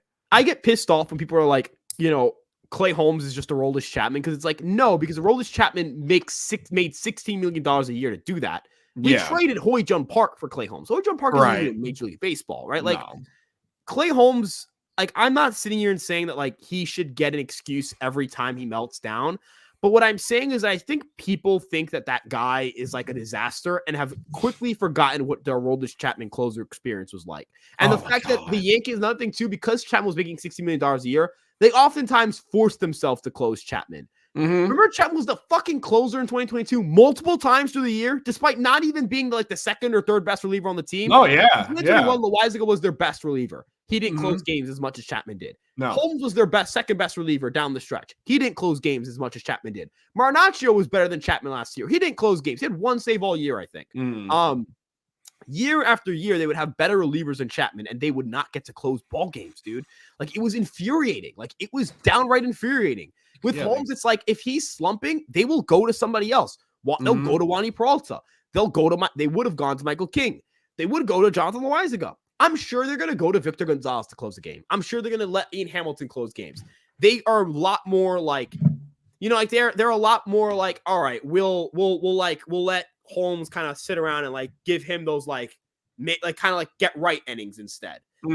It's so much different, dude. It's not the same experience. It's not like it's not even comparable. And it's not even comparable, dude. Chapman fucking ditched the team the second he was like, yeah, you got to earn your spot in the playoffs. That was the corniest shit ever. Dude. It was the corniest shit ever, dude. It like when Holmes is not the closer, it's not like when Holmes is not the closer, there's no bitching about it. There's no Clay Holmes is upset he is the closer. When they Phantom IL'd him, he gave them the media the bullshit. Oh yeah, I'm hurt. Yeah, I'm hurt, it was the dumbest shit ever, but dude. He bought in. My point is when the team is like, hey, we need you he buys in. Like this pissed me off about Jay Happ in that ALDS game in 2020, where after the game he's like bitching about how he's not an opener, he's a starter. It's like, dude, we need you to just buy in, right? Like buy-in is so like if company, baseball, football, any fucking sport, buy-in is everything. It doesn't matter who's saying what. It doesn't matter if it's the best idea in the world. If you don't get buy-in, nobody gives a shit. How many times is the opener now? Did anybody care when Luke Weaver was fucking pitching 3 innings? We'd hand it off to Johnny Brito. No, because we were winning those games. Because you get buy-in. And this is another like. When Michael Kay would respond to Chapman criticism with he's your closer always infuriated me. Now, I don't think he meant it in the sense of like, you have to close him, but he meant it more in the sense of like, the Yankees use him as their closer. They have to get him right. Like if he's not good, they're not going to go anywhere, right? Like they have to get him right. But the Yankees created that problem for themselves. I'm so glad we don't have to deal with that. And I know I didn't mean this to be the Chapman rant, but like, God, I just hate the egos, dude. Like the ego stuff always pisses me off. Like, but again, it's also the money thing. Like that's like why I've been saying I've been talking about it for the past couple of weeks. Like I don't want to pay relievers, dude. Like I don't want to end up in a situation where like you're paying a reliever $60 million a year and you have to close them all the time. Like why don't you just have a solid group of dudes? Like you closer by committee, you go by situation essentially, and just completely avoid the Chapman experience like as a whole because like it was an absolute nightmare and like. Fans that compare it to Clay Holmes are just absolutely unfair. And while I get it, like Clay Holmes, like has had his struggles and like has caused his fair share of headaches. He's still just like a good dude and like, doesn't matter. He's not just going to ditch. Like you said, like there was at least buy-in there and like, Clay Holmes' highs are like incredible. Like there were points in times in 22 where like Clay Holmes is like the best pitcher on the planet. Like he was so fun to watch. And then, he has some slumps and like it is what it is. Like that's what happens in baseball. But like I never want to pay a relief pitcher that kind of like Aroldis Chapman money again, dude. It's disgusting. I never want to see it ever again. Right. And another thing, somebody brought up the Jabba rules, dude. The Jabba rules, dude. Just like the bullshit we had to go through with relievers. Dude, and this wasn't like an ego thing. The Yankees were protecting his arm, but like they're so much better with this now. And it's just like, I mean, it's not like we're like Jabba's a lot. Like I was a kid, like a kid, like a small child for that. Like it's not like I had to really experience and endure it. But like, dude, you would remember like we were like both sentient for like the years 2019 and the Yankees are like have no pitching. Like they have zero pitching at all. Like they can't fucking pitch and they have to pay pay $50 million a year to get a good back end of their bullpen and Britton or Ottavino and Chapman. And one of those guys was terrible in 2020. Britton was good, but then it just kept getting hurt. I felt bad for Britton because it wasn't like at some point it just clearly wasn't a matter of the talent or like he didn't try hard enough or he wasn't no disrespect to Ottavino. He's not the loser that Chapman is, but like, God, I just couldn't stand him after the George Springer home run. Like, I just couldn't. No, yeah, absolutely not. Could not. But then Ottavino also then went and pitched for the Mets and the Red Sox after Yeah. that. And it was just like, dude, like, okay. Like, when whatever. Stanton hit that home run against him, dude. That was so fun. That was lit, actually. I did enjoy that a lot. Yeah, but like, like Britton was clearly like man, he just kept getting hurt, but like you have to pay so much money to just get these guys on your team. You know what I mean? Right. Now it's like Ian Hamilton's getting you better production than Ottavino was, and he has 5 years of control on his rookie contract. Dirt cheap. It's just it's so cheap. Nice. It's not even so close. Nice, it's not even comparable at this point now. It's cool. And this is another thing. This is not related, but like this is insane. Like this is something that we have to I've processed at times and never really fully captured. Judge is going to have Soto to protect him, or vice versa. Like the Yankees are going to have a left-handed hitter as good as Aaron Judge in the middle of their lineup with Aaron Judge. And then whoever's after that is you get that like Rizzo protection, dude. Like it's weird to say now because like Anthony Rizzo, like after he got hurt was terrible, but like.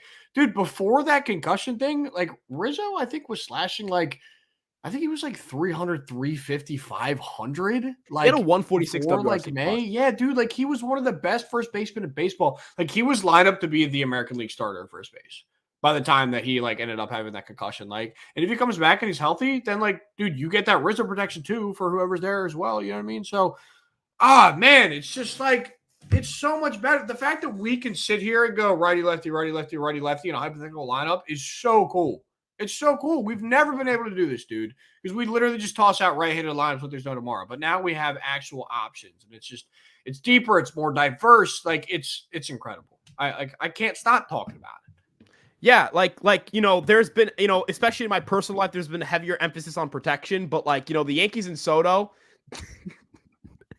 The Yankees with Judge and Soto have protection that they have not had in recent years with the Yankees. Like Judge has always been the guy, and Rizzo's like in 2022, Rizzo was their second best hitter. Carpenter got hurt. Entering the postseason, Rizzo was their second most reliable hitter. Right? Carpenter, when he was healthy, like him and Judge were like it was insane to have those two together. Oh, geez, oh my God. And when they have 2021, when you had Judge and Stanton. Like, dude, Stanton down the stretch, they got you into the postseason. Like, everybody's talking about how, two players can't change. Yes, they can. Mm-hmm. Judge and Soto willed that team to the postseason, man. He willed them to the playoffs. Both of them willed them to the playoffs. Like, it's really incredible, dude, how good, like, having two superstar caliber hitters can be.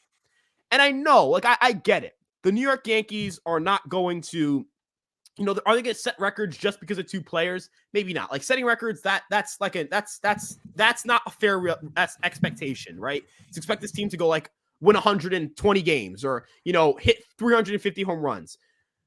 But what you can do and what you can say for the New York Yankees going forward is that we're gonna have two guys who are going to fucking have superstar caliber production, and there's a righty and a lefty in there because Stanton was a righty, and now imagine if Stanton gets to his 2021 self soon, you know what I mean? But they weren't hitting that back to back either because like I think they did once they got Gallo too, so I had to think about that. So like once like that back half, dude, like I will never forget Giancarlo Stanton in that Red Sox series.